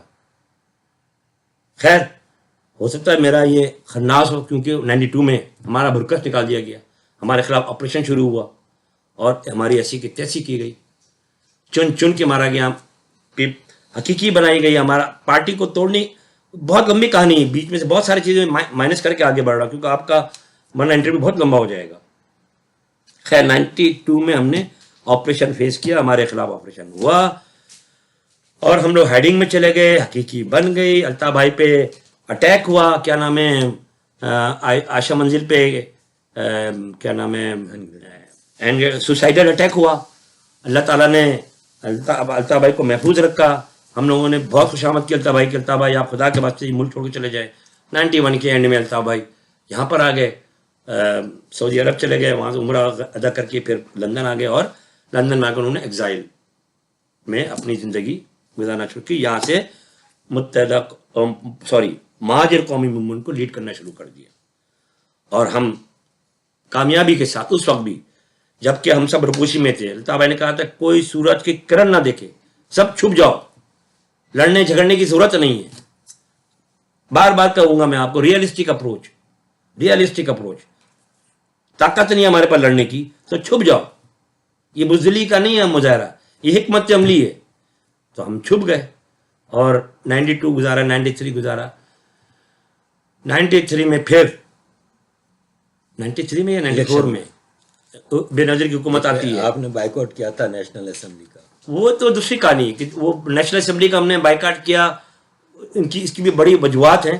لیکن میں آپ کو جو پوائنٹ لانا چاہ رہا ہوں کہ ایم کیو ایم کا سفر بتا رہا ہوں میں آپ کو, کہ کیونکہ ہم کو متحدہ تک پہنچنا ہے ایکچولی 97 والے پہ. لیکن یہاں پہ میں آپ سے ایک بیچ میں ضمنی سوال آ رہا ہے میرے پاس, میرے ذہن میں, وہ یہ ہے طارق بھائی کہ پاکستان میں ہر آدمی کی خواہش ہوتی ہے کہ میں اسمبلی میں جاؤں، منسٹر بنوں، یہ کروں وہ کروں. الطاف حسین بھائی نے میئر بنائے، منسٹر بنائے، ایون آپ سینئر منسٹر تھے اور ایکٹنگ چیف منسٹر سندھ بھی رہے ہیں آپ. الطاف بھائی نے کبھی خود الیکشن کا کیوں حصہ نہیں لیا؟ دنیا میں شاید کوئی بھی ایسا لیڈر نہیں ہوگا جو خود الیکشن میں حصہ نہ لیتا ہو، لیکن اس کے نام پہ درجنوں لوگ اسمبلیوں میں پہنچ جائیں. میں نے آپ کو ابھی شروع میں ایک بات بتائی تھی کہ قدرت نے الطاف بھائی کو کچھ چیزوں کے ساتھ پیدا کیا ہے. الطاف بھائی کی مٹی الیکشن والی مٹی ہے نہیں. الطاف بھائی کو عہدہ، نام و نمود کی ضرورت نہیں ہے. شروع سے الطاف بھائی نے کہا کہ بھائی قیادت کوئی بھی سنبھال لے. بزرگوں سے جب نئی اے پی میسو بنائی تھی انہوں نے کہا تھا کہ بھائی قیادت تم کر لو، اے پی میسو تم چلا لو، ایم کیو ایم تم چلا لو، میں کارکن بن کے چلنے کو تیار ہوں. کوئی چلانے کو تیار نہیں تھا. الطاف بھائی کو نہ کسی عہدے کی کبھی لالچ رہی ہے، نہ لیڈری کی لالچ رہی ہے، نہ نام و نمود کی لالچ رہی ہے. وہی والی بات کہ الطاف بھائی کے اندر جو ایک جبلت ہے ظلم کے خلاف آواز اٹھانے کی، کہ کسی طریقے سے قوم کو متحد کر دیا جائے ظلم کے خلاف، اس کے تحت وہ کام کرتے تھے. اور یہ بات علم نشر ہے کہ سب جانتے ہیں، تجربہ آپ کے سامنے موجود ہے، عملی طور پر یہ ثابت شدہ ہے کہ آپ یا تو پارٹی کے کو چلا لیں، اس کی سربراہی کر لیں، یا صدر بن جائیں یا وزیر اعظم بن جائیں. آپ خود سوچیں عارف بھائی کہ اگر آپ وزیر اعظم پاکستان ہیں تو آپ پیپلز پارٹی کیسے چلائیں گے بھائی؟ آپ ملک چلائیں گے یا پیپلز پارٹی چلائیں گے؟ آپ وزیر اعظم پاکستان ہیں تو آپ مسلم لیگ چلائیں گے یا ملک چلائیں گے؟ تو ہمیشہ سے ہمارا یہ رہا ہے کہ جو اوپر کی طرف ہے وہ تحریک ہو کے نام پہ ہو یا تنظیم کے نام پہ جو بھی ہے سلسلہ، وہ اس کو مضبوط کرے، باقی سیاسی کردار سیاسی لوگوں کو دے تاکہ وہ غریبوں کی مدد کریں. یہی وجہ ہے کہ جب میں تھوڑا اچھل کر آگے آ جاؤں گا، جب 2002 سے 2008 کے پیریڈ کے درمیان جب ہمیں بہت اختیار ملا کراچی کو تبدیل کرنے کا، تو الطاف بھائی نے پیچھے سے رہ کے گائیڈنس کی. اگر الطاف بھائی خود اختیار حاصل کر چکے ہوتے، خود اس سیٹ پہ جا کے بیٹھ جاتے، تو شاید وہ کردار ادا نہیں کر سکتے تھے جو الطاف بھائی کے نمائندوں نے کیا، اور الطاف بھائی نے پیچھے سے دھکا لگا کے کرایا. الطاف بھائی کی مٹی نہیں ہے الیکشن میں حصہ لینے کی. وہ چاہتے ہیں بس لوگوں کا، وہ چاہتے ہیں کہ لوگ متحد ہو جائیں، لوگوں کے مسائل حل ہو جائیں، اپنا مسئلہ حل نہیں کرنا چاہتے الطاف بھائی. اور جہاں تک اس کی بات ہے، اور یہ تو آپ نے الطاف بھائی کا نام لے لیا تو میں نے یہ بات کر دی، لیکن ایک زمانہ تھا، 88 کا زمانہ ایسا تھا کہ لوگوں کے اندر اتنا خلوص تھا. تحریک کے حوالے سے بات کر رہا ہوں میں، تحریکی مزاج تھا کہ وہ پریفر کرتے تھے تحریک میں کام کرنے کے بجائے اس کے کہ ایم پی اے اور ایم این اے بننے کے. کچھ لوگ الطاف بھائی نے ایسے پیدا کیے تھے اپنے الطاف بھائی کے مزاج کے مطابق. الطاف بھائی کو پرائم منسٹر اور صدر بننے سے اور میئر بننے سے چڑ ہے. اس لیے چڑ ہے کہ الطاف بھائی کو پتا ہے کہ ان عہدوں پہ جا کے انسان کیا سے کیا ہو جاتا ہے. تو لیکن کچھ لوگ ایسے الطاف بھائی نے پیدا کر لیے تھے جو آج بھی ہیں. میں 2-4 نام جانتا ہوں جن کو ہم نے ہاتھ پیر جوڑے ہیں. الطاف بھائی نے پیار سے، محبت سے، ڈانٹ کے بند کمرے میں لے جا کے سمجھایا. نام نہیں لوں گا، آج کل وہ کینیڈا میں ہیں. ان کو یہاں تک رویا گایا کہ مجھے نہیں چاہیے ایم پی اے شپ، الطاف بھائی نے تم کو ایم پی اے بننا پڑے گا، اور وہ پھر ایم پی اے کو بنایا.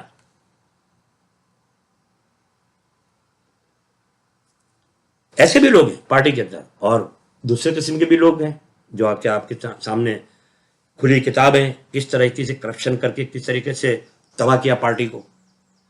ایسے بھی لوگ ہیں، لیکن اچھے لوگ بھی ہیں جنہوں نے پارٹی کو سنبھالا اور اس کی روح کے مطابق کام کیا. آپ کا خادم بھی اس میں سے کہ الطاف بھائی کو جب میں پہلی دفعہ منسٹر بنا تھا تو الطاف بھائی کو میں نے، الطاف بھائی گواہ اور شاید اور 2-3 لوگ اور گواہ ہوں گے کہ میں نے الطاف بھائی سے کہا تھا کہ الطاف بھائی مجھے منسٹری نہیں چاہیے، خدا کے واسطے میرا استعفیٰ दिलवा दें। मिनिस्टर बनने के 2 महीने बाद ही मैंने रोना पीटना शुरू कर दिया था, मुझे मिनिस्टर नहीं बनना, क्योंकि जब मैं मिनिस्टर बना तो मैंने महसूस किया कि मैं तहरीक से दूर होता जा रहा हूँ, तहरीक के कामों से गाफिल होता जा रहा हूँ। वही वाली बात हो गई, एक तो छोटा सा मिनिस्टर था मैं, तो अगर प्राइम मिनिस्टर कोई बन जाए तो वो अपनी तहरीक को या अपनी तंजीम कैसे चला सकता है, जब मैं एक छोटा सा मिनिस्टर सुबह शाम मिनिस्ट्री के काम में लगा रहूंगा तो मैं तहरीक को क्या टाइम दूंगा। मैंने खुशामद की। अल्ताफ भाई ने बोला नहीं अभी तो फिलहाल चलो, अभी काम करो, जब रिशफलिंग होगी कैबिनेट में फिर देख लेंगे। अल्लाह का शुक्र है, महीने 1.5 महीने बाद रिशफलिंग हुई, अल्ताफ भाई ने मेरी इज्जत रखी, मेरी ख्वाहिश पूरी की और मेरा इस्तीफा दिलवा दिया। और जब मैं कायम अली शाह के पास अपना इस्तीफा लेके पहुंचा, उस वक्त कायम अली शाह था सीएम, वो देख के दंग रही है कि लोग ये सीट हासिल करने के लिए कत्ल गारत गरीबी उतर आते हैं, अब इतनी बड़ी बड़ी दौलत खर्च करते हैं और तुम इस्तीफा दे रहे हो। वो हैरान हो, परेशान, वो ये तुम लोग हो किस किस्म के भाई। वो इस्तीफा, वो तो मैं उनको बताने के लिए गया था, लेकिन इस्तीफा दिया जाता है गवर्नर हाउस जाकर। मैंने गवर्नर को जाकर इस्तीफा दिया, अपनी जो गाड़ी वाड़ी प्रोटोकॉल था सब वापस किया और सीधा अपने दूसरी गाड़ी में बैठ कर घर आ गया। आके सोया होया अपने आराम से 4-5-6 घंटे की नींद ली, 8 घंटे की, और जब ताज़ा तर होकर उठा, वैन पकड़ी, 1.5 रुपये दिए और वैन पकड़ के सीधा 90 चला गया उसी शाम मिनिस्ट्री से फारिग होकर। अल्लाह का शुक्र है। तो अब आते हैं, आप सफ़र आपका जारी था मुत्तहिदा की तरफ। बिल्कुल। तो जब नवाज शरीफ ने हमें धोखा दिया 90 में और जब हमारे खिलाफ ऑपरेशन शुरू किया, हमारे खिलाफ हमारे 25,000 से ज़ायद साथियों को शहीद किया, ऐसे अच्छे अच्छे नाम चेहरे के सामने आते हैं, दिल दुखता है, दिल ख़राब होता है उनका नाम, उनका जिक्र करके। और जाहिर सी बात है, तबाही और बर्बादी पहली। MQM को ख़त्म करने की कोशिश में लग गए वो लोग। 72 मछलियों के नाम पर ऑपरेशन शुरू किया कि बड़े बड़े करप्ट लोगों को पकड़ेंगे। अल्ताफ भाई ने उसी वक्त कह दिया था ये 72 मछली जब बेकार बातें हैं, ये MQM के खिलाफ ऑपरेशन करने जा रहे हैं, तुम लोग ज़रा ख्याल करो।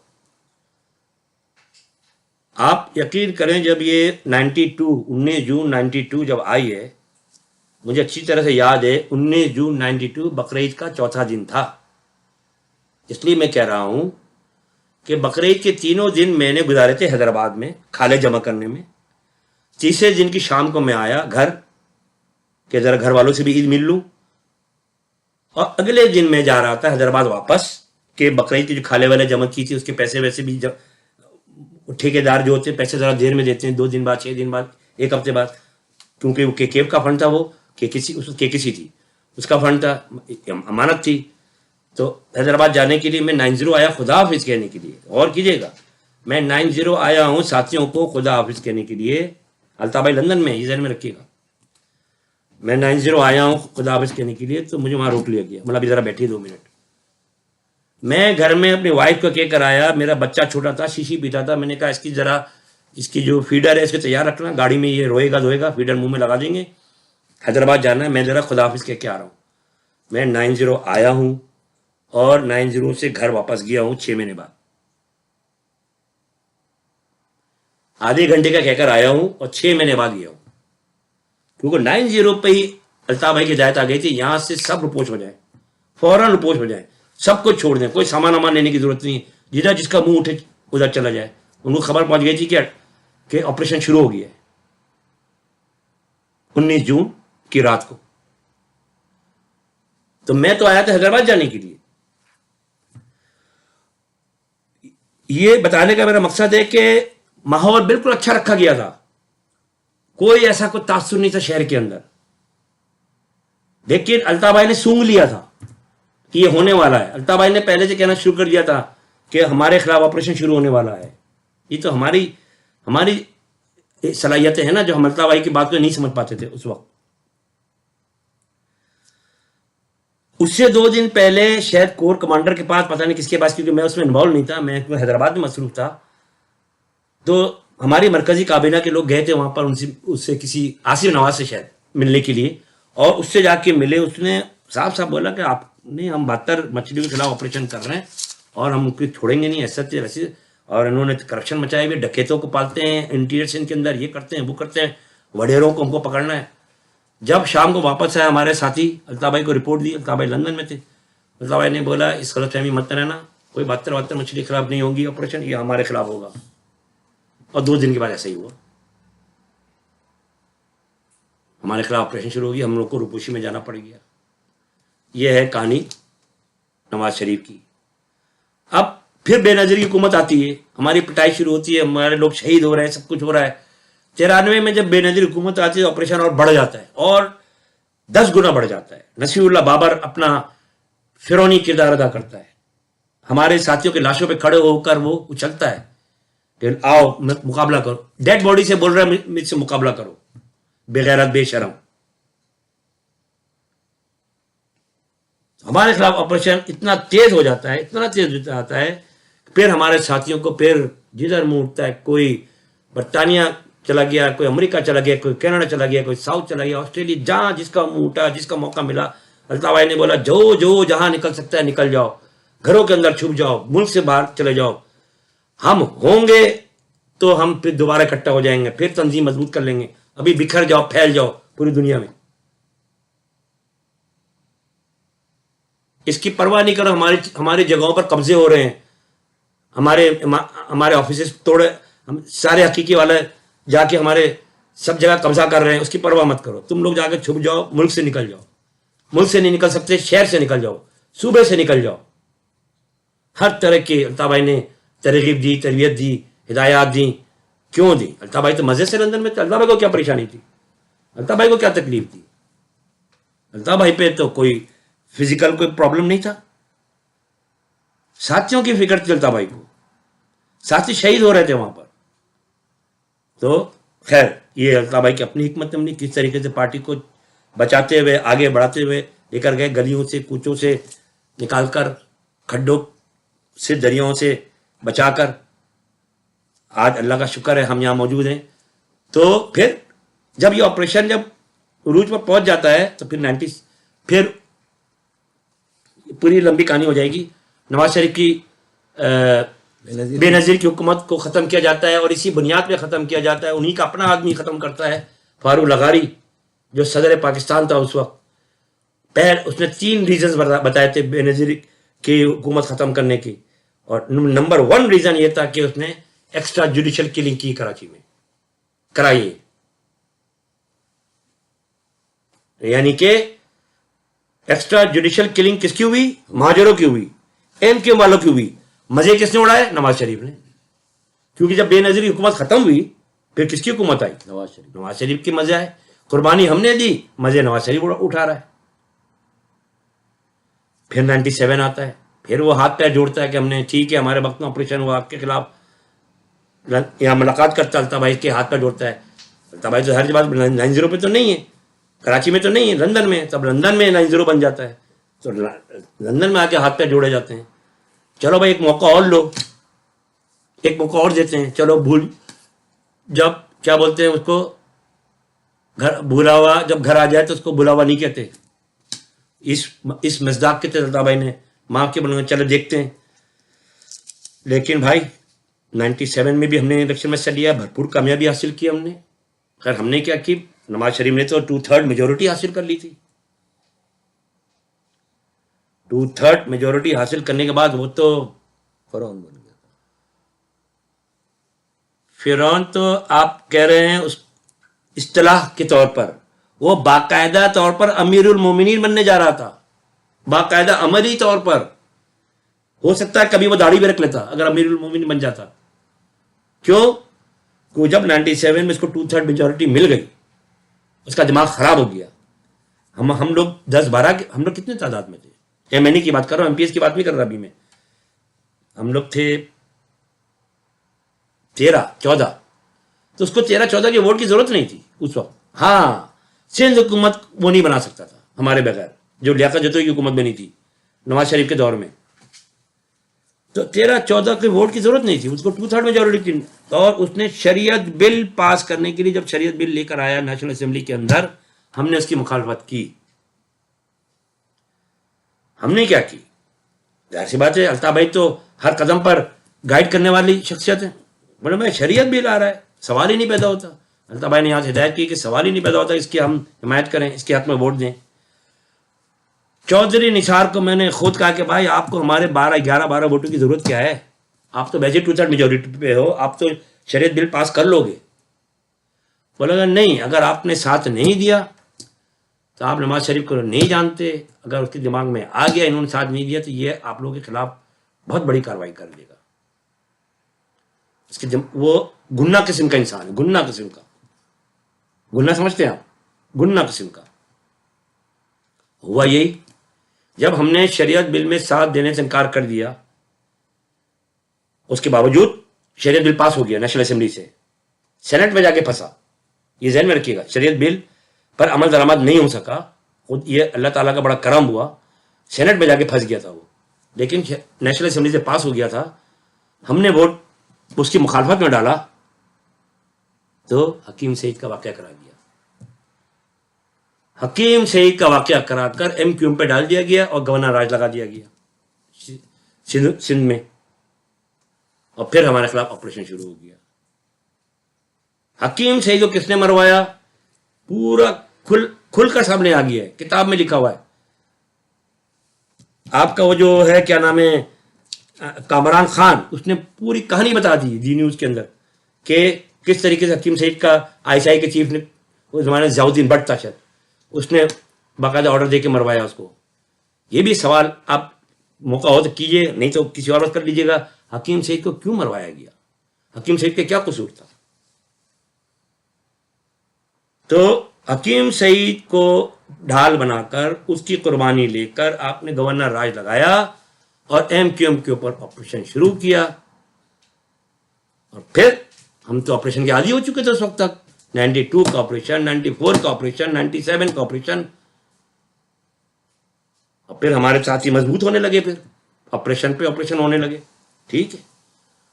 और हम माशाल्लाह से अपने कुव्वत इरादी से, अल्ताफ भाई की बैकिंग से, अल्ताफ भाई की फिक्र फंसे हुए की बुनियाद पे हम चलते रहे, और फिर 2002 भी आ जाता है।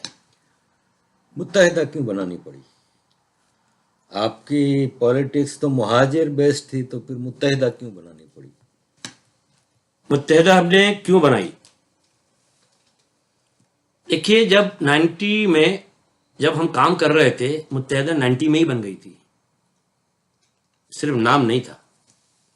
90 के ज़माने में भी हमारे कई काउंसलर, हमारे कई यूनिट के जिम्मेदारान सिंधी स्पीकिंग थे, पंजाबी स्पीकिंग थे, कराची के अंदर, सिंध के अंदर सिंधी स्पीकिंग थे, सिंध के कुछ इलाकों में हमारे यूनिट बन चुके थे, इंटीरियर सिंध की बात कर रहा हूं मैं।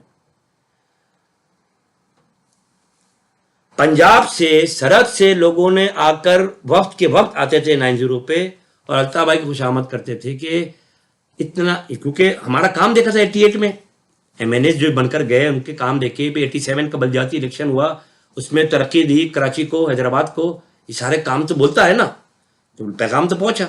जब गरीब जागना शुरू हो गए तो गरीब आना भी शुरू हो गए हमारे पास, चाहे वो कोई भी बोली बोलते हो, तो फिर हमने भी सोचना शुरू किया। इसी वजह से हमारे खिलाफ साजिश हुई है, MQM को तोड़ फोड़ क्यों की गई है कि MQM में सारे गरीब शामिल होना शुरू हो गए थे, वडेरे, फिर किससे वोट डलवाते अपने लिए। खैर, तो 90s की बात कर रहा हूं मैं, जब लोगों ने वक्त की शक्ल में आना शुरू किया तो फिर हमने भी सोचा कि कुछ करना चाहिए। तो हम जा रहे थे मुत्तहिदा कौमी मूवमेंट का ऐलान करने, बहुत पहले ऐलान करने जा रहे थे कि अब हम, ठीक है, महाजरों की क़यादत बन गई है, और महाजरों में अल्ताफ भाई ने इत्तेहाद पैदा कर दिया है, मजबूती पैदा कर दी है, कौम को इकट्ठा कर दिया है। अब हमको सिर्फ माजिद तो मजलूम नहीं है, अल्ताफ भाई, मैंने बताया ना भाई कि अल्ताफ भाई तो रियलिस्टिक अप्रोच वाले आदमी है, रियलिज्म उनका प्रचार है। बोला कि सिंधी गरीब क्यों पिस रहा है, पंजाबी गरीब क्यों पिस रहा है गांव देहात के अंदर, ये पश्तून क्यों पिस रहा है, बलोच क्यों पिस रहे हैं, तो सबके लिए होना चाहिए। ये भी उनका भी वो रेड कलर का खून है जो हमारा रेड कलर का खून है। तुम फिर जब वफूद आना शुरू हो गया तो अल्ताफ भाई ने बोला कि भाई जब वफूद भी आ रहे हैं तो कुछ करना पड़ेगा। हम बहुत पहले ऐलान करने वाले थे, आखिरकार सोचते जब एक माहौल बना, बहुत ज्यादा प्रेशर पड़ा, तो फिर 97 में अल्ताफ भाई ने मुत्तहिदा कौमी मूवमेंट का ऐलान किया, महाजिर का लफ्ज हटाकर मुत्तहिदा डाला, लेकिन MQM ही रही, और मुत्तहिदा मूवमेंट का बाकायदा کون سے مہینے میں؟ اگست، جولائی، 26 جولائی کو متحدہ قوم موومنٹ کا باقاعدہ اعلان ہوا اور 27 جولائی کو سب کو پتہ لگا کہ متحدہ قوم موومنٹ بن گئی ہے. اور ماشاءاللہ سے جب متحدہ قومی موومنٹ بنی، شاید یہ آگے شاید یہ کوئی آپ کا کوئی نکتہ ہے تو آپ دیکھیں کہ متحدہ کو ثابت کیسے کیا ہم نے، لفظ متحدہ کو. چھوٹی سی بات کر کے میں آگے بڑھ جاؤں گا کہ میں آپ کی بے چینی دیکھ رہا ہوں کہ آپ کے پاس بہت کچھ اور سوالات بھی ہیں.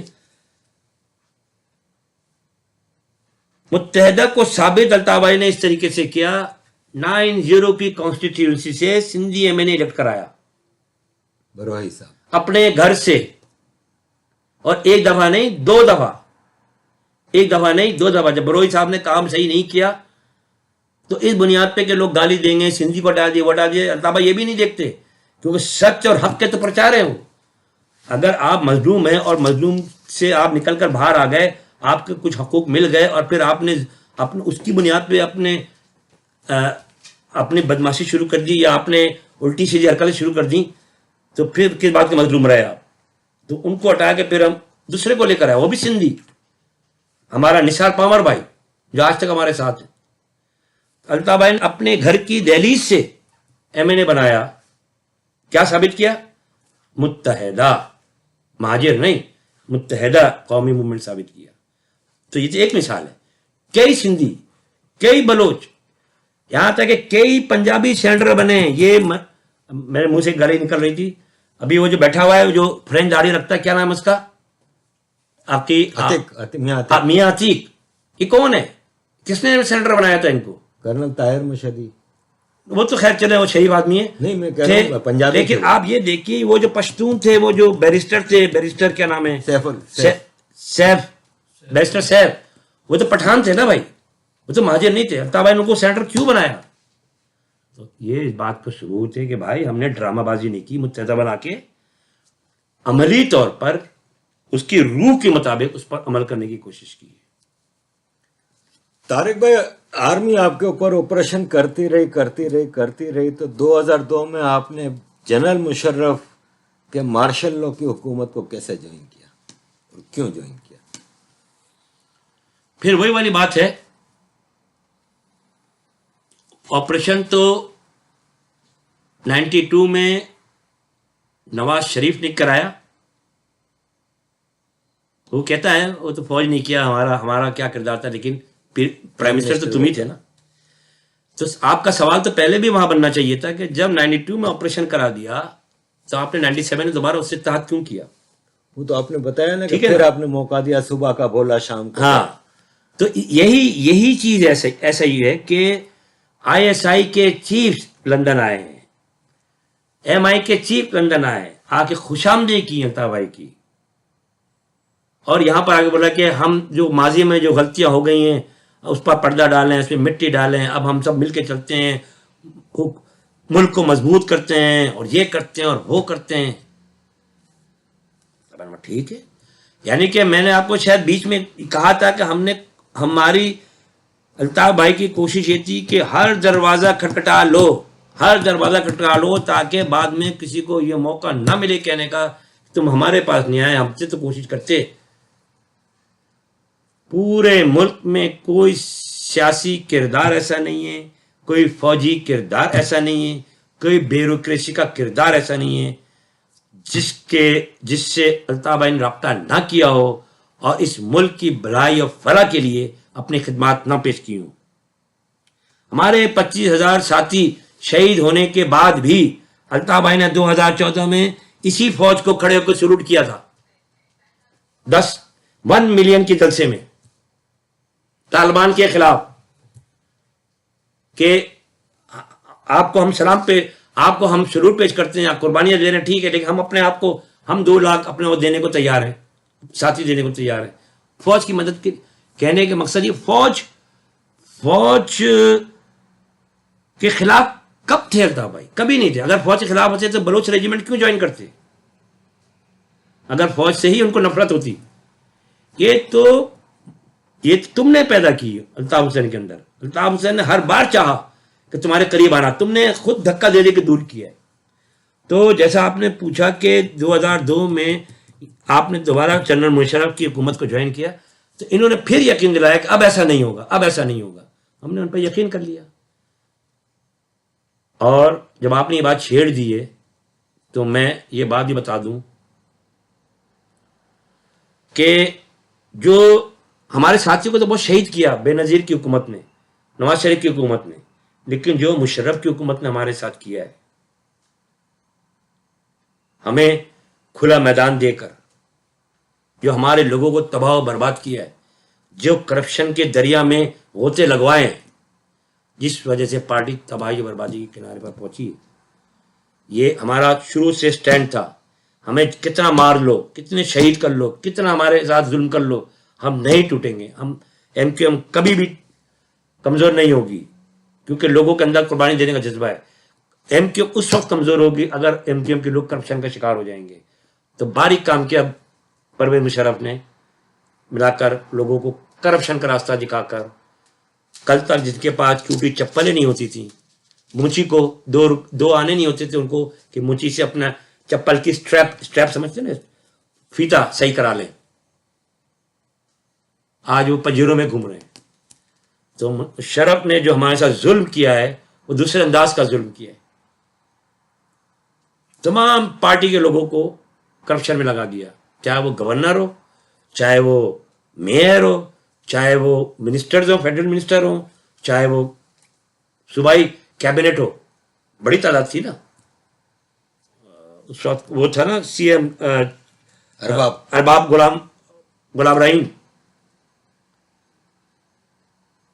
بڑی تعداد میں ہمارے منسٹر تھے صوبائی کیبنٹ کے اندر.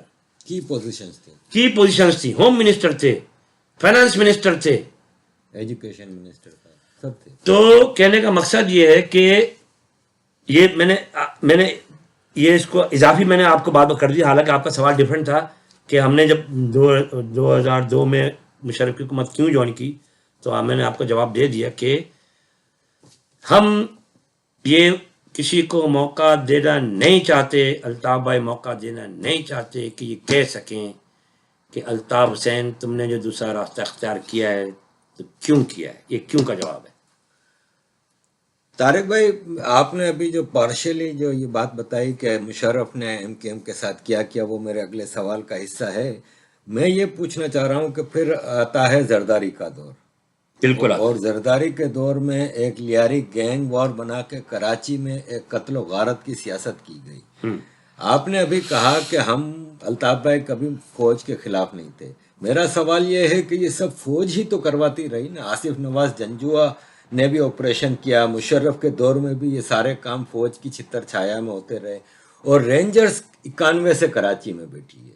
زرداری کے دور میں رینجرز کی پشت پناہی، زرداری کی پشت پناہی پہ لیاری گینگ وار والوں نے آپ کے ساتھ اتنا ظلم کیا. آپ اس پورے پیریڈ کو جو خرابی کا پیریڈ 2002 سے 2013 تک کا ہے، اس کو کیسے دیکھتے ہیں اور کیسے ڈیفینڈ کریں گے؟ اس پر میں آتا ہوں، لیکن میں آپ ایک جملہ ذرا صحیح کر دوں. تھوڑا سا بیچ میں ایک چیز چھوٹی سی مس انڈرسٹینڈنگ ہو گئی کہ آپ نے کہا کہ الطاف بھائی کبھی فوج کے خلاف نہیں تھے. میں نے یہ نہیں کہا. میں نے یہ کہا کہ الطاف بھائی نے جب بلوچ ریجیمنٹ جوائن کی، وہ آپ دیکھ لیجئے، اور پھر پرویز مشرف کی حکومت جوائن کی تو فوجی حکومت تھی نا وہ تو جی، وہ بھی جوائن کی. تو اس کا مطلب کیا نکلتا ہے؟ الطاف بھائی کو فوج کے خلاف فوج والوں نے کیا. آج الطاف حسین کو اس جگہ پر پہنچا دیا جس کو کہتے ہیں پوائنٹ آف نو ریٹرن. ہمیں کوئی خوش فہمی نہیں ہے. اب جتنی خوش فہمیاں تھیں فوج نے خود ہی ختم کروا دی. تو 2002 سے لے کے 2013 کی بات کی آپ نے، 2002 سے 2008 اور 8 سے پھر 13، اور اس میں لیاری گینگ بھی بنتا ہے. دیکھیے میں نے بتایا نا کہ کون سی حکومت ایسی ہے 2016 سے پہلے تک جب ہم ایکٹیو پولیٹکس میں تھے پاکستان میں، کون سی حکومت، فوجی حکومت ہو یا زرداری کی 2008 والی حکومت، کون سی حکومت ایسی ہے جو 90 کا چکر لگائے بغیر بنی ہو؟ کیا آپ کو یاد نہیں ہے 2008 میں زرداری 90 پر آیا تھا، شہداء کے قبرستان میں گیا تھا، معافی مانگی تھی؟ یہ جانتے بوجھتے کہ یہ ड्रामा है, लेकिन वही वाली बात है, इनको मौका दो, इनको मौका दो, ताकि अल्ताफ हुसैन पे कल इल्जाम ना आए कि अल्ताफ हुसैन की मुल्क की तबाही और बर्बादी का अल्ताफ हुसैन जिम्मेदार है। ऐसा नहीं है। 2002 से लेकर 2008 तक का सफर हमने करप्शन में गुजार दिया, अपने आप को बनाया एमक्यूएम वालों ने, जो तबाही और बर्बादी एमक्यूएम में फैलाई, और फिर 2008 से 2013 का सफर शुरू होता है, जिसमें लियारी गैंग का मसला भी आ जाता है, और हम क्योंकि इससे पहले करप्शन का शिकार हो चुके थे, तो हम मुर्दा घोड़ा बन चुके थे। फिर हम इस्तेमाल होने, पहले हमें इस्तेमाल करने की कोशिश की जाती थी, तो नहीं होते तो हमारे खिलाफ ऑपरेशन होता था। अब हम इस्तेमाल हुए क्योंकि हम करप्ट हो चुके थे 2002 से 2008 के दरमियान, तो 8 से 13 में हम इस्तेमाल हुए। हमारे सामने महाजरों को नंगा कर करके लियारी गैंग वाले ले गए, उनके साथ बदफेरिया की, और क्या नाम है, गोलियां मारी हैं, उनकी गर्दनें काट के सड़कों पर फेंका गया है, मासूम बच्चों को शनाख्ती कार्ड चेक कर करके। हमारे लोग, राब्ता कमेटी के लोग जो आज गद्दार बने बैठे हुए हैं, वो सब के सब अय्याशी करते थे वहां बैठकर, खुर्शीद मेमोरियल हॉल में बैठकर। मैं खुद गवाह हूं, मैं नाम चाहूंगा तो ले भी लूंगा। मैंने खुद आके बोला, भाई मेरे पास, मैं उस वक्त इत्तेफाक से कराची में था, 14 की बात कर रहा हूँ शायद। मैंने आके बोला कि भाई फला भाई, ये मेरे भाई खबर आई है पापुश से कि फला लड़के का कजन को ले गए और लियारी वाले ले गए, वहां पर पता नहीं क्या कर रहे हैं, तो कुछ करें। बोले हम क्या करें, हम तो कुछ नहीं कर सकते। हमने बोला गवर्नर आपका है, गवर्नर हमारा बैठा हुआ है भाई सिंध के अंदर, उसको बोले। आए बाएं शाय करके बैठ गए। लोग कत्ल होते रहे, बर्बाद होते रहे, जिंदगियां तबाह हो गई। हमारे लोग क्योंकि 2002 से 2008 में इमारतें बना चुके थे, पजेरों खरीद चुके थे, करप्ट हो चुके थे, तो अगला मरहला जब आया तो उस पर वो फारिग हो चुके थे, वो कुछ करने के काबिल नहीं थे। ठीक है, अल्ताफ भाई भी इंसान है भाई, अल्ताफ भाई भी लर्निंग प्रोसेस से गुजरते रहे हैं और बहुत कुछ सीखा है अल्ताफ भाई ने। आज हमने जो सीख लिया है, फैसला कर लिया है, अब हम उस पर खड़े हैं। तारिक भाई, 2016 आता है, 2016 में सब जो आपके वो लोग, मैं एक बात और इजाफा कर दूं, इसमें शायद कोई तासुर न ले कि भाई ये जब होता रहा 2002 से 2008 तक, ये सब कुछ होता रहा, 2008 से लेकर 2013 का होता रहा, तो अल्ताफ भाई क्या कर रहे थे? जहनों में आ सकते हैं सवाल लोगों के। अल्ताफ भाई तो कायद हैं, बिल्कुल। तो ये भी लोगों को मालूम है अच्छी तरह से। 10-20 दफा अल्ताफ भाई ने राब्ता कमेटी डिसॉल्व की, नई राब्ता कमेटी बनाई, फिर वो उल्टी सीधी हरकतें करते थे, डिसॉल्व करते थे, फिर नहीं बनाते थे। ये चाइना कटिंग किसके दौर में शुरू हुई? हम क्लेम करते ये एमक्यूएम के दौर में शुरू हुई। चाइना कटिंग के मुज्जिद हम है, ये करप्ट लोगों ने की। जब चाइना कटिंग का अल्ताफ भाई को पता चला, तो अल्ताफ भाई ने पूरा का पूरा तब्बड़ जो था फारिग कर दिया, चाहे वो केटीसी थी, चाहे वो राब्ता कमेटी थी, सबको घरों में भेज दिया, नई कमेटी बना दी। अल्ताफ भाई क्या कर सकते हैं? 5000 मील दूर से बैठकर, 4000 मील दूर से बैठकर यही कर सकते हैं कि कोशिश कर सकते हैं। कभी कामयाब होते हैं, कभी नाकाम होते हैं। तो अब यानी कि अल्ताफ भाई की जो सबसे बड़ी चिढ़ थी, वो यही चिढ़ थी कि हमारा कोई साथी करप्शन का शिकार ना हो जाए, और नहीं बचा सके। हम लोग करप्शन का शिकार हो गए, इसलिए कि हम पॉलिटिक्स में दाखिल हो गए थे, और बिलखुसूस जो मुशर्रफ के दौर में हुए, उसने तो हमें तबाह बर्बाद कर दिया। लेकिन ये इल्ज़ाम कोई अल्ताफ भाई को नहीं दे सकता। अल्ताफ भाई ने अपनी भरपूर कोशिश की, हमेशा कोशिश की। चाइना कटिंग जो हो रही थी, जब इल्म में आया तो रुकवाई भी अल्ताफ भाई ने। जो छतें बेची जा रही थी, हुसैनाबाद की थी या शहर में किसी भी इलाके की छतें बिक रही थी, वो अल्ताफ भाई ने रुकवाई हैं। पोर्शन बिक रहे थे घरों के, नए नए टर्मिनोलॉजी पैदा हो गई थी वहां पर, पोर्शन बिक रहे हैं, तो वो अल्ताफ भाई ने रुकवाई। क्यों? हमारे सब लोग, यूनिट हो, सेक्टर हो, सबको करप्ट कर दिया उस 2002 से लेकर 2008 के पीरियड ने। फिर अल्ताफ भाई ने दोबारा इमारत खड़ी की, मजबूत की, और आज माशाल्लाह से आप देख लें, ठीक है हमारे खिलाफ ऑपरेशन चल रहा है, हमारे अल्ताफ भाई के खिलाफ पाबंदी है स्पीच पर, वो बोल नहीं सकते, वो उनकी तहरीर वहां में चल नहीं सकती, टीवी पे आ नहीं सकते, लेकिन आप देख लें इसी बीच में पिछली दफा वो जो 18 मार्च आती है, यानी कि बेगैरतों की बेगैरती देखें, फौजियों की, इतना कुछ होने के बाद भी, और अल्ताफ भाई की शराफत देखें आप, फिर मौका देते हैं अल्ताफ भाई इस वाली 18 मार्च को जो गुजरी है पिछली, उनके यहां से वक्त से मुराद टेलीफोन कॉलें आना शुरू हो गई कि हम ऐसा कर लेते हैं, हम वैसा कर लेते हैं, हम मौका देते हैं, आप भूल जाइए सारी चीजें, हम अच्छा भाई चलो एक कोशिश और कर लेते हैं। यानी कि क्या 2021 है ना, 2020 की बात कर रहा हूं, कि पुरानी बात नहीं कर रहा मैं। 2020 के 18 मार्च को भी हमने मौका दिया कि चलो ठीक है, 2021 की, सॉरी 2021, ये चल रहा है, क्या नाम है, जुलाई चल रहा है, यस 2021 की 18 मार्च की बात कर रहा हूं मैं, कि हमने उनकी खुशामद करने के बाद हमने मौका दिया कि चलो भाई ठीक है। उन्होंने बोला कि चलो आप जो है बुक्का चौक में अपने 18 मार्च की जो है यौम तासीस मनाए, करें वो करें, तो हमने फिर उनको मौका दिया, अल्ताफ भाई ने फिर मौका दिया। असल में बात ये 18 मार्च को जो लोग बिलों से निकल कर आए अल्ताफ भाई की मोहब्बत में, और जो चौकिंग पूरे शहर में शुरू हुई, उसको देख के वो पागल हो गए फौजी एस्टैब्लिशमेंट। तो असल में वो जो उन्होंने जो गेम खेला था वो ये था कि वो एमक्यूएम को चेक नहीं करना चाह रहे थे, वो एमक्यूएम का इम्तहान नहीं लेना चाह रहे थे। एमक्यूएम के बारे में उनको पता है कि ये सख्त जान के लोग हैं, इनको कितना तबाह बर्बाद करो, जितना तुम दबाओगे उतना ये फैलेंगे, और ऐसा ही हुआ है।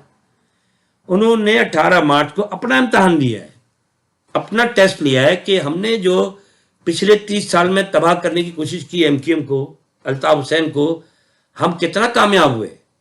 तो उनको 18 मार्च को पता लगा कि 0/0 अरबों खरबों रुपए आपने जो खर्च किए, इतनी जानें ली, इतने शहीद किए, फिर भी लोग अल्ताफ हुसैन के दीवाने। अजीज दोस्तों, तारिक भाई ने अभी चाइना कटिंग की जो बात की थी, तो चाइना कटिंग बहुत से लोगों को नहीं पता, तो मैं बता दूं कि इसका चाइना से कोई ताल्लुक नहीं। ये कराची की तारीख का सबसे बड़ा लैंड ग्रैबिंग का एक स्कैम था जो हुआ था, और जिसके बारे में तारिक भाई ने बताया। तारिक भाई 2016 को एमक्यूएम के जितने करप्ट टोले थे, जो आपके सारे एमएनए एमपीए ऑफिस बेरर्स थे, वो सब अपने ब्लैकमेलिंग में आ गए। उनकी करप्शन की फाइलें, वीडियोस इनके सामने रखी गई, और अल्ताफ भाई के ऊपर पाबंदी लगा दी लाहौर हाई कोर्ट से। अब मेरा सवाल आता है जो बहुत इम्पोर्टेंट है, वो ये है कि ये जो ग्रुप्स बनाए हैं पाकिस्तान आर्मी ने, वो मुहाजिर सूबे की बात करते हैं। आप सिंध की वहदत के खिलाफ हैं, या आप चाहते हैं कि सिंध डिवाइड हो और मुहाजिर सूबा बने? क्या आप एक सिंध चाहते हैं? और सिंधु देश के बारे में आपका क्या ख्याल है? देखिए, ये आपने तो कह दिया, बहुत अहम है, मेरे लिए बहुत आसान सवाल है ये, बिल्कुल अहम है। सारे सवालों में सबसे ज़्यादा अहम यही है, क्योंकि इसमें ज़िंदगी और मौत का मामला है, ये कौम की। लेकिन इतनी जो मैंने आपको स्टोरी सुनाई, इतनी जो कहानी सुनाई, और मैंने बार बार कहा कि हमने तमाम दरवाजे खटखटा लिए, सारे दरवाजे बंद निकले, तो मैं यही तो कह रहा था कि जब सारे दरवाजे बंद निकले, जब कश्ती मझधार में फंस गई और समंदर में तूफान आ गया, तो कश्ती किसी भी तरफ चली जाएगी। अब उस कश्ती में जो मझधार है, जिसका नाम अल्ताफ हुसैन है, उसके साथ कुछ लोग हैं उस कश्ती में बैठे हुए, उसके कौम के लोग, तो उसके साथ साथ वहीं जाएंगे जहां पर उनको पनाह मिलेगी, जहां जिंदगी में उनको सांस लेने का मौका मिलेगा। ये तारीख गवाह है, बड़ी बड़ी हुकूमतें खत्म हो गई, और क्या नाम है, लोग हिजरत कर गए। आज सिंध में रहने वाला अपने आप को सैयद कहता, पता लगा वो हजारों साल पहले वो क्या नाम है, अरब से आया हुआ है। तो اس منشدار میں جب سارے دروازے بند ہو گئے، سارے طوفانوں کو الطاف بھائی نے فیس کر لیا، تو اپنے قوم کی نیا کو پار کرنے کے لیے کشتی کے ملا نے سوچا کہ اب اس کشتی کو ہم کو پار لگانا ہے. اور میں یہ بات پوری اسٹیبلشمنٹ کو واضح کر دینا چاہتا ہوں، فوجی اسٹیبلشمنٹ کو خاص طور پر، کہ 18 مارچ کو بھی شاید یہ ملا آپ کے قابو میں آ جاتا یا آپ ملا کا ہاتھ پکڑ لیتے. اب وہ ملا کی کشتی جو ہے دور چلی گئی ہے اپوزٹ ڈائریکشن میں، اور ہر گزرتے وقت کے ساتھ ساتھ آزادی کی منزل قریب آ رہی ہے اور تم سے دور ہوتی جا رہی ہے یہ کشتی. اور انشاءاللہ تعالی نام کچھ بھی رکھیں، آپ سندھو دیش رکھیں، بیچ میں ایک نام آیا تھا سندھو مہادیش، آپ نے یہ بھی سنا ہوگا. جی، مہا سندھو دیش. مہا سندھو دیش، نام کچھ بھی رکھیں، ہمیں آزادی چاہیے، صاف اور سیدھی سی بات ہے. اور یہ الطاف بھائی نے ڈکلیئر کر دیا، اعلان کر دیا. سندھ کے 2 بیٹے ہیں، ایک کا نام ہے اسلم، ایک کا نام ہے پرویز، یعنی ایک کا نام ہے سندھی، ایک کا نام ہے مہاجر. یہ 2 بیٹے ہیں، اسلم پرویز. اگر 2 لفظ ملا دو ایک بن جاتا ہے، وہ سندھی مہاجر ملا دو تو ایک بن جاتا ہے. تو اس سندھ کے 2 بیٹے ہیں. انشاءاللہ تعالی سارے دروازے کھٹکھٹا کر ہم نے دیکھ لیے ہیں، سب لاک لگے ہوئے ہیں، باقاعدہ ایلفی کے ساتھ لگے ہوئے ہیں، کوئی دروازہ کھلنے کو تیار نہیں ہوا. اللہ حافظ، خدا حافظ الطاف بھائی نے کہہ دیا ہے. اب کشتی کا رخ دوسری طرف چلا گیا ہے اور ہر گزرتے وقت کے ساتھ دور ہوتا جا رہا ہے اور اپنے منزل کے قریب پہنچتا جا رہا ہے. انشاءاللہ تعالی الطاف بھائی کی زندگی میں، الطاف بھائی کی سربراہی میں، الطاف بھائی اپنے آنکھوں سے اس منزل کو دیکھیں گے، حاصل کریں گے، اور ان کی قیادت میں ہی ہم اپنی منزل تک پہنچیں گے. آپ نے کہا الطاف بھائی اب پوائنٹ آف نو ریٹرن پہ آ چکے ہیں. بالکل. تو کل اگر واپس آپ کو آرمی موقع دے گی کہ اب آپ اپنا آزاد سندھ کا نعرہ چھوڑ دیں، ہم آپ کو صوبہ بنا کے دیتے ہیں، تو کیا ممکن ہے کہ واپس ایم کیو ایم ادھر چلی جائے؟ دیکھیے یہ بات کلیئر ہو. سندھی دوستوں سے میری بات ہوتی ہے تو ان کو یہ خوف ہے کہ الطاف بھائی آج آزاد سندھ کی اور ایک یونائٹڈ سندھ کی بات کرتے ہیں، کل اگر آرمی نے موقع دیا تو واپس وہ پھر، تو کیا ایسا کوئی پوائنٹ آ سکتا ہے؟ کیونکہ اب سندھی بلوچ جو سندھ کا رہنے والا ہے وہ ایک طرح سے سندھی ہی ہے، بلوچ جو ہے اور مہاجر، یہ سندھ کے نئے سندھی کہہ لیں، اردو اسپیکنگ سندھی. الطاف بھائی نے ایک بار ان کو کہا تھا جو بھی اب نام دے دے، نام میں کچھ نہیں ہے، سب سندھ کے بیٹے ہی. یہ اب اس سے کم پہ بات ہوگی، ممکن ہے؟ یہ سوال جو ہے نا آپ کا ان ڈیٹڈ ہو گیا، مطلب کیا بولتے ہیں وہ؟ آؤٹ ڈیٹڈ سوال ہو گیا، معذرت کے ساتھ، برا نہیں مانیے گا. نہیں صحیح ہے. اس لیے اگر صوبہ ہم کو لینا ہوتا تو الطاف بھائی جی ایم سید سے کیوں ملتے بھائی؟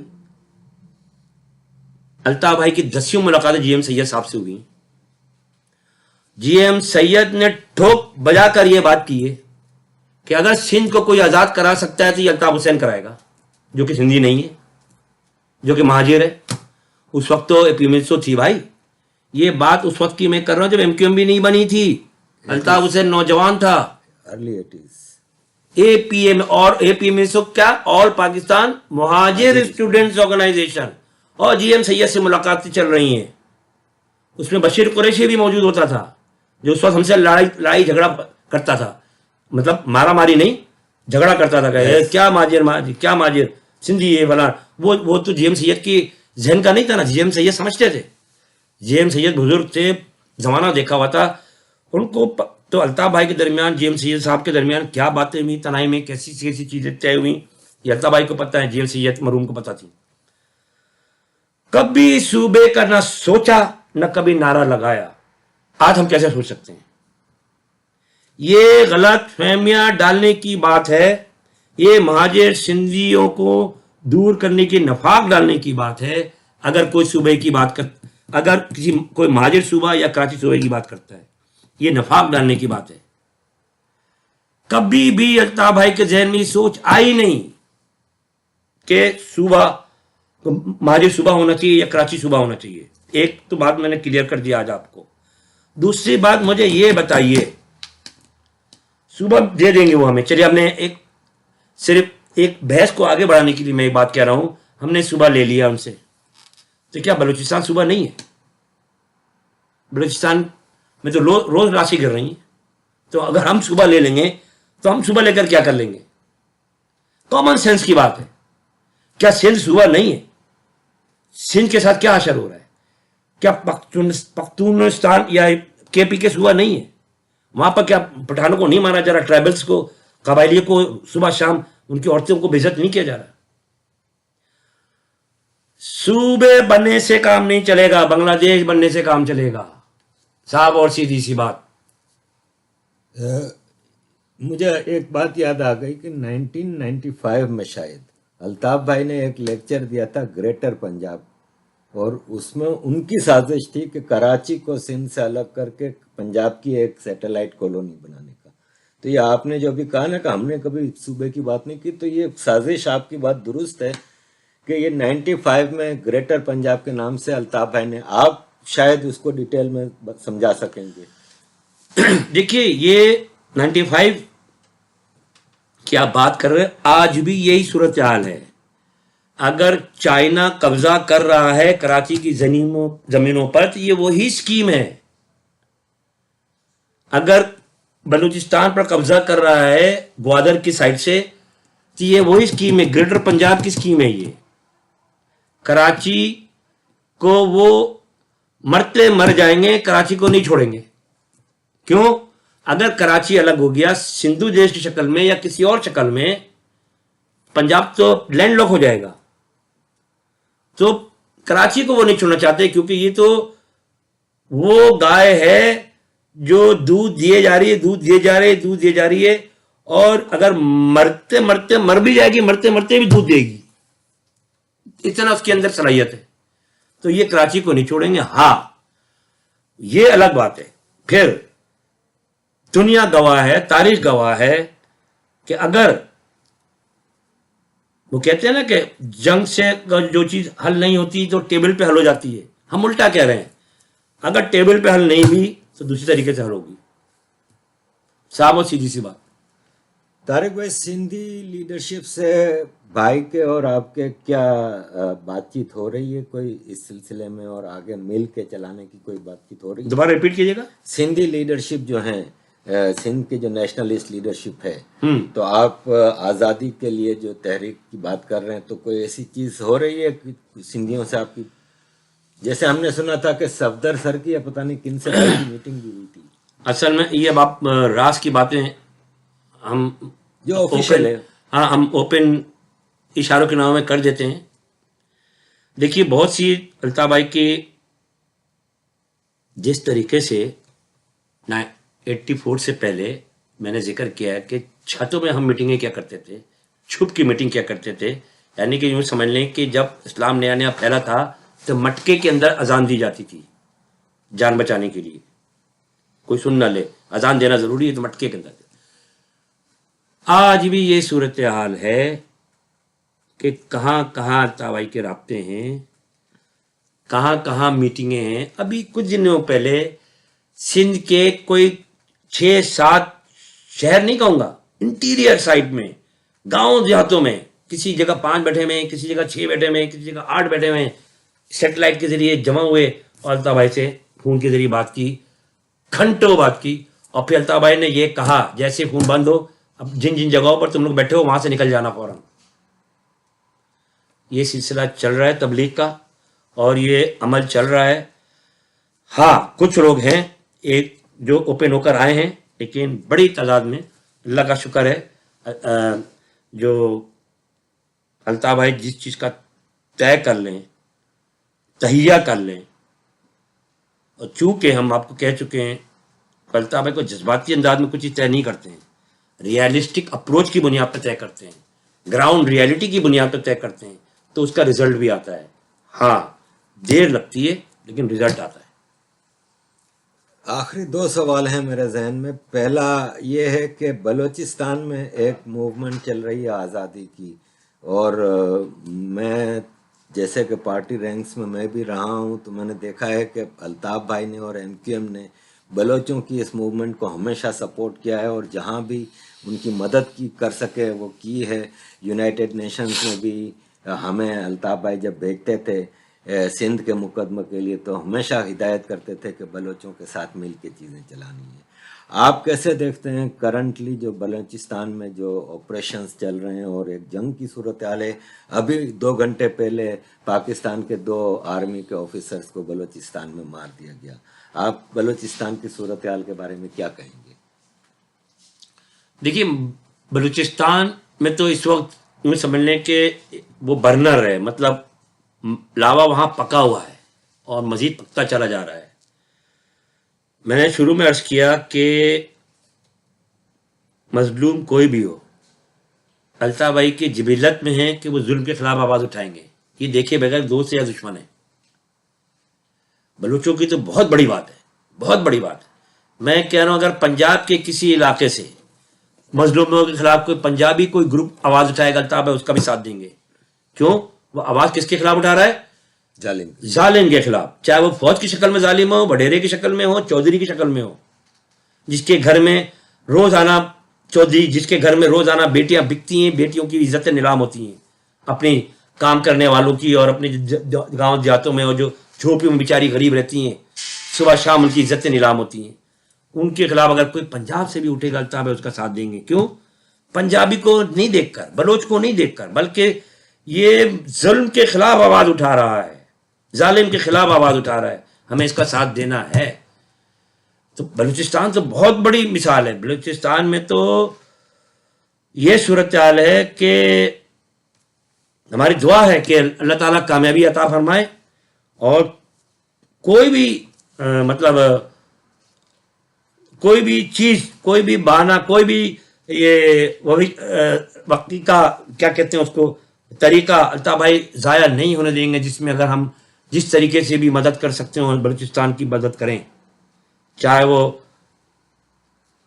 سیاسی مدد ہو، چاہے وہ اخلاقی مدد ہو.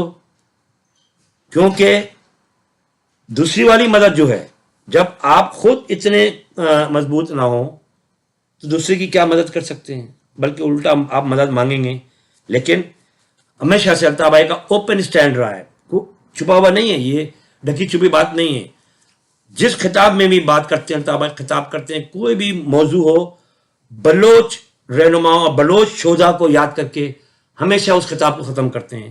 بلوچوں کی جو شہادتیں چل رہی ہیں، بلوچوں کے ساتھ زیادتی چل رہی ہے، جس طریقے سے ہیلی کاپٹر سے لوگوں کو پھینکا جا رہا ہے بلوچستان کے اندر، جس طریقے سے وہاں پر باقاعدہ بمباری کی جا رہی ہے، پورے کے پورے گاؤں تباہ ہو گئے. ابھی پچھلے دنوں میں نے ایک ویڈیو دیکھی، پورے گاؤں پہ بمباری ہوئی ہے، معصوم 6 ماہ کے بچے شہید ہو گئے وہاں پر. یہ ظلم و زیادتی کے نتائج کیا ہوتے ہیں؟ وہی ہوتے ہیں جو ہو رہے ہیں. وہ انشاءاللہ تعالی اگر یہ بنگلہ دیش بن سکتا ہے تو کئی بنگلہ دیش بن سکتے ہیں، اور بنیں گے، پوری امیدیں بنیں گے. کیونکہ آپ کا بنگلہ دیش خود نہیں بن گیا. بنگلہ دیش تو فوج نے بنایا ہے اپنے ظلم اور زیادتی کر کے، چاہے وہ ایوب خان کی زیادتی ہو، یا خان کی زیادتی ہو، یا بھٹو کی زیادتی ہو. وڈیرے بھٹو کی شکل میں ہو یا فوج کی شکل میں ایوب خان ہو یا خان ہو، سب ایک ہیں، سب ظالم کیٹیگری میں آتے ہیں. طارق بھائی، puppet prime minister of Pakistan Imran Khan نے ابھی ایک اپنی اسمبلی میں تقریر کرتے ہوئے کہا ہے کہ لندن میں پاکستان کا ایک ٹیررسٹ بیٹھا ہے اور ہم اس کو ڈرون حملے میں مارنے کی اجازت دے گا انگلینڈ.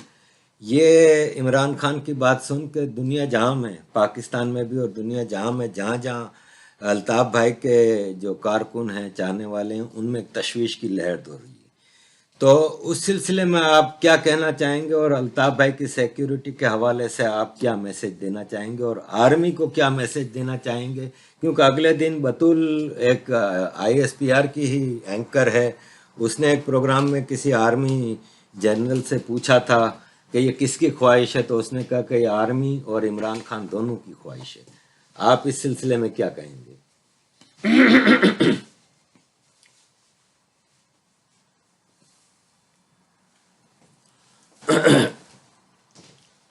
دیکھیے عارف بھائی، نہیں ٹھیک،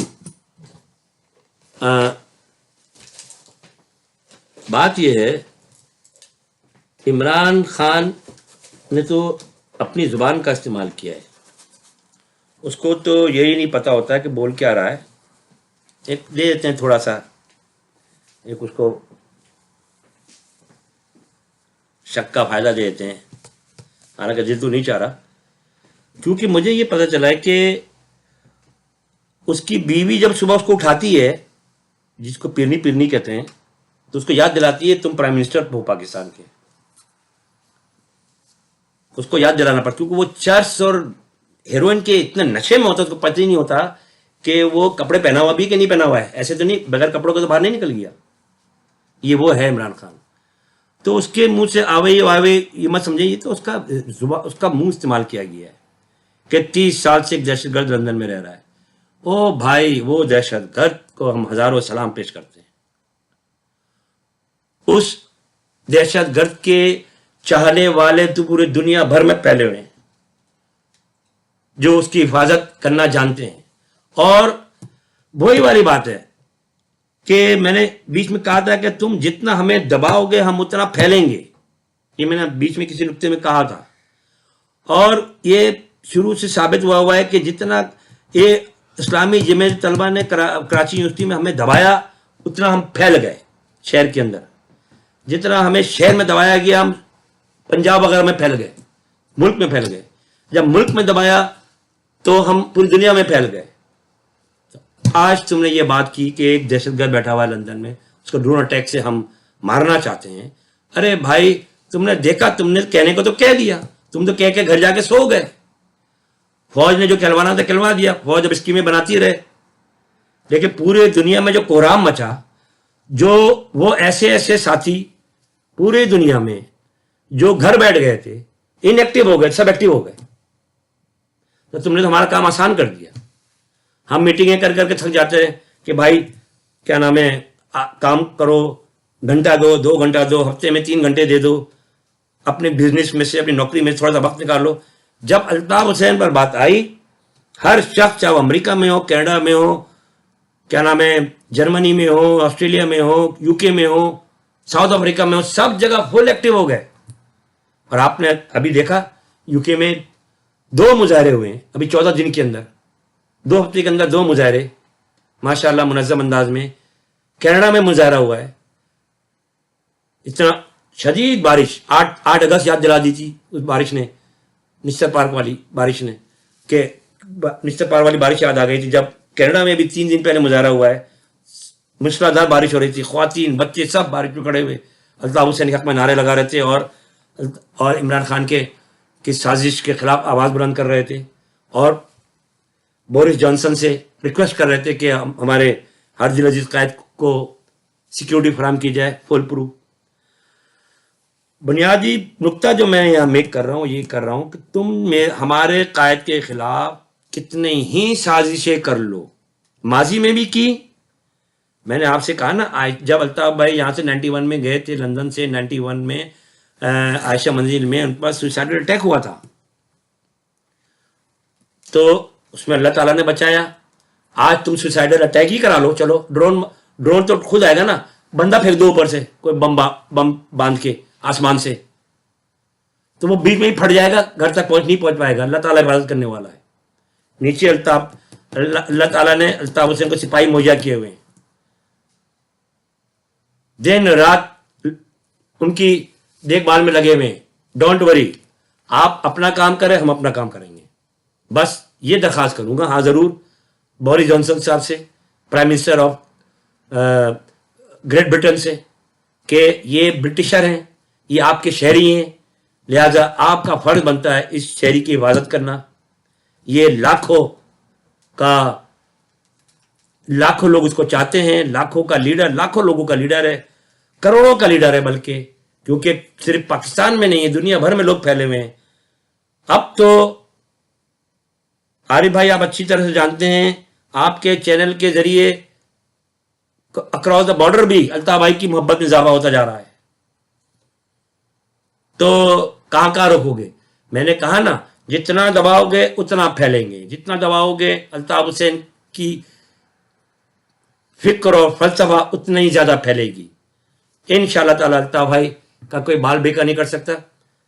अल्ताफ हुसैन को अल्लाह ताला ने पैदा किया किसी मकसद के लिए, और जब तक मकसद नहीं पूरा होगा उसका चैप्टर कोई क्लोज नहीं कर सकता। ये तयशुदा बात है। चैप्टर क्लोज करने वाले आए, अपना चैप्टर क्लोज करके चले गए। अल्ताफ हुसैन का चैप्टर कोई क्लोज नहीं कर सका। आज भी यही सूरत हाल है। हम डटे हुए हैं, आपको जो करना है करें, जो हमें करना है वो हम करेंगे।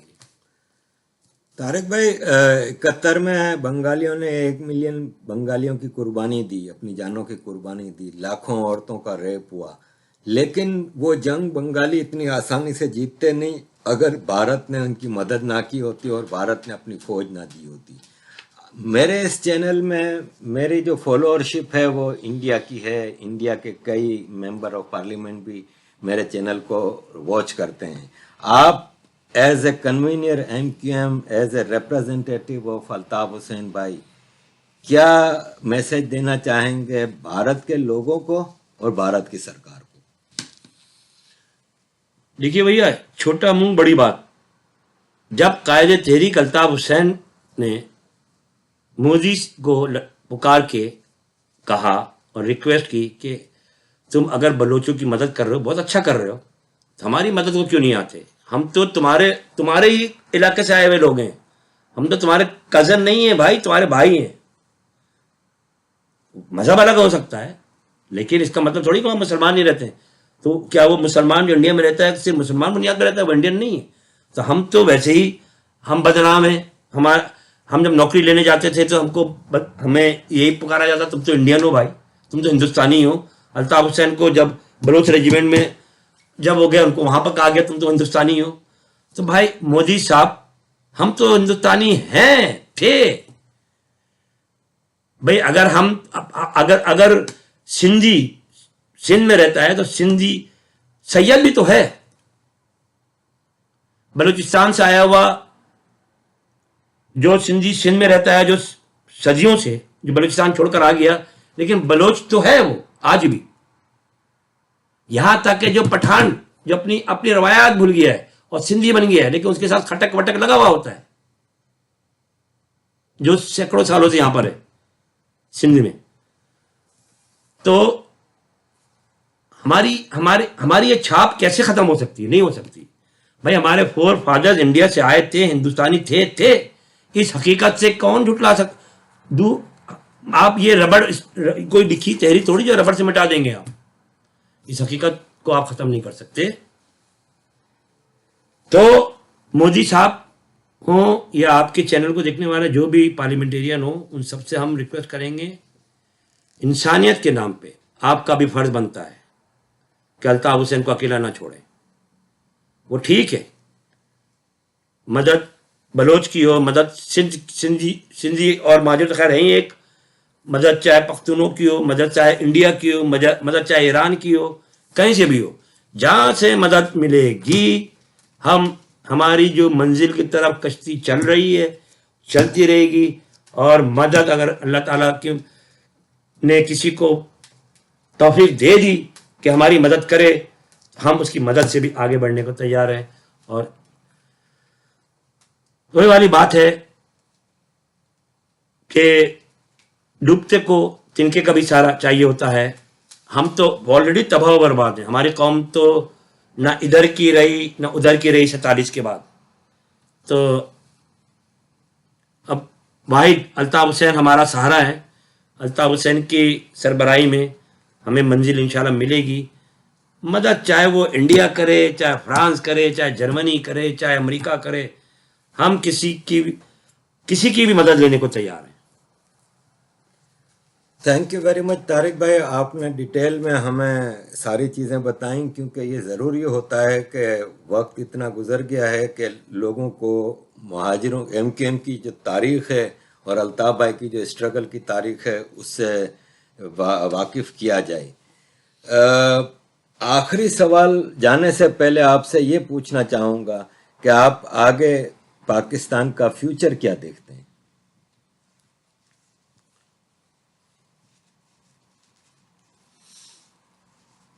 ایک میں انٹرویو دیکھ رہا تھا، ابھی کل کی بات ہے، اس میں ایک خاتون ایک شخص سے پوچھ رہی ہے، میں نام نہیں لینا چاہوں گا کہ وہ بھی کبھی کبھی لیکن الٹی سیدھی باتیں کر جاتا ہے، لیکن کام کی بات اس نے کر دی تو وہ میں مثال دوں گا۔ خاتون اس سے پوچھ رہی ہے کہ پاکستان میں سوشل اسٹڈیز میں، معاشرتی علوم میں یہ پڑھایا جاتا ہے، وہ پڑھایا جاتا ہے، غلط تاریخ پڑھائی جاتی ہے، ایسی تاریخ پڑھائی جاتی ہے، پاکستان میں غلط تاریخ پڑھائی جاتی ہے۔ کیا کہہ رہی ہے وہ خاتون؟ پاکستان میں غلط تاریخ پڑھائی جاتی ہے۔ جب سوال کیا کہ آپ کیا کہیں گے اس پہ، انہوں نے بولا کہ پاکستان ہے کیا جو غلط تاریخ پڑھائی جائے گی؟ آپ تاریخ کو غلط اس وقت کہے جب پاکستان ہو، پاکستان تو ہے ہی نہیں، تو تاریخ غلط اور صحیح کیا چیز؟ چھ معنی دارت۔ بھائی بنیادی بات یہ ہے، آپ نے سوال کیا کہ پاکستان کا فیوچر کیا ہے۔ پاکستان